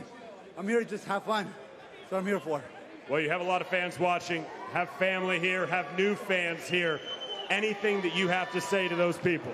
You know, thank you for coming and watching us. Really appreciate it. We put on a show for you guys. We did the best we could. And I hope you enjoyed it, and so we'll see you guys again. Well, we usually award Fight of the Night. I don't know if that was Fight of the Year. We're going to talk about it. But Sam, congratulations. Rock Hill, thank you guys so much for coming out. One more time for your winner, Sam Liera. Wow. Wow. And once again, Magic Man feel better. Paulie Malignaggi fell ill. He missed a heck of a fight, but he's going to get to listen to our commentary and a little bit of Andre Ewell trying to steal his job. But let's talk about what we just saw. And that is true class, determination, guts, courage, hunger, every adjective that I could come up with, and I'm not as eloquent at it as you, and you can do it in like 3 languages, but we saw it all in that 5-round fight. Indeed, we did see also a pendulum going from red corner to blue corner, yes. And it was one of those fights that we thought at a given moment Sam was out. Yeah. Then we said LT is out. It was like we didn't know until the last round where I saw Liera putting it all on the barbecue, ready to just roast, because he knew this was the opportunity for him to be for the solid championship. Accidental eye poke. A very serious injury can happen from that. We know that. Sam was able to continue, but let's go back to what we said during the fight, Claudia. The damage that Sam had put on Laurent prior to that was why Laurent T-smashed Nelson. Yeah, he knocked him down in the 5th, but he didn't have a full gas tank to take advantage of the unfortunate thing that happened with the eye poke. Well, because we have the fortune of knowing LT Nelson all too close. Right. This is the kind of gentleman that understands that in order for you to take a win, you got to take it. It cannot be handed to you. And the minute that he saw that Liera was not in his full capacity, he just said, well, I'm going to pull back. As a matter of fact, we knew he had him. That's totally out of character. Nelson knows how to close a fight. He knows how to win fights, as Roy Jones Jr. would say. And he didn't take that gift against Sam Liera today. Also showed a lot of class in the fact that was the case. All right, so we talked about how Smash had smashed 2 former BKB champions. Well, the man from BKB who made his debut here tonight, his first fight in the United States, Jordan Tompkins, gets the knockout of the night. I said watch for the volume, watch for the aggressiveness, watch what happened, because it only took 1 minute and 35 seconds. And he started the damage early into that round. He just knew, again, like we were talking about, how to close rounds. And when you have an opportunity like the one he created right there with that hook, right hook, he knew he had to go for it. Because we don't know, once a fighter gets up, all bets are off. Right. So congratulations, knockout of the night, maybe another trip to Walmart before he heads home to London. Congratulations to Jordan Tompkins. And oh, this just in, what a shocker. Fight of the night, Sam Liera, Laurent T. Smash Nelson. Wow, what a show they put on. Wow, I promised at the very beginning of the show it was going to be a phone booth fight. And that's exactly what Sam Liera brought to LT Nelson. He had to short the distance because of the injury of the eye, and he knew he could not just leave the punches hanging. He had to be concise, assertive, 100%. You don't give LT opportunities. Oh, and by the way, who was the front runner prior to this for Fight of the Night? Sam's guy, Manuel de la Torre. Yes. And Henry Williams. They were our Fight of the Night until that, so the mentor took it away from the student. Maybe they'll share the bonus check. One thing is for sure, they both looked outstanding tonight. Sam Liera, don't forget, that fight has already been scheduled. He was ready to battle Jose Fernandez for the belt. He's now gone and beat one guy, beat 2. Now beat another, and he will be happy in 2023 to try to beat the GOAT, Jose Fernandez, and unify that championship. Absolutely. We're all waiting for that fight. We know what Jose could do even after having a serious injury to his shoulder, and he finished fights in a drop of a hat. And now we see the kind of opponent that we can expect in Sam Liera for that great fight. Unbelievable performance, a great night. I hope you enjoyed it just nearly as much as we did, because it was as good as it gets. So, Paulie Malignaggi, Magic Man, get back to your magical self, feel better. Claudia Trejos, you're the best. Thank you. I love you. You did a wonderful job. We had a blast bringing it to you. Congratulations to Sam Liera. He is the Super Middleweight Interim Champion inside the Trigon.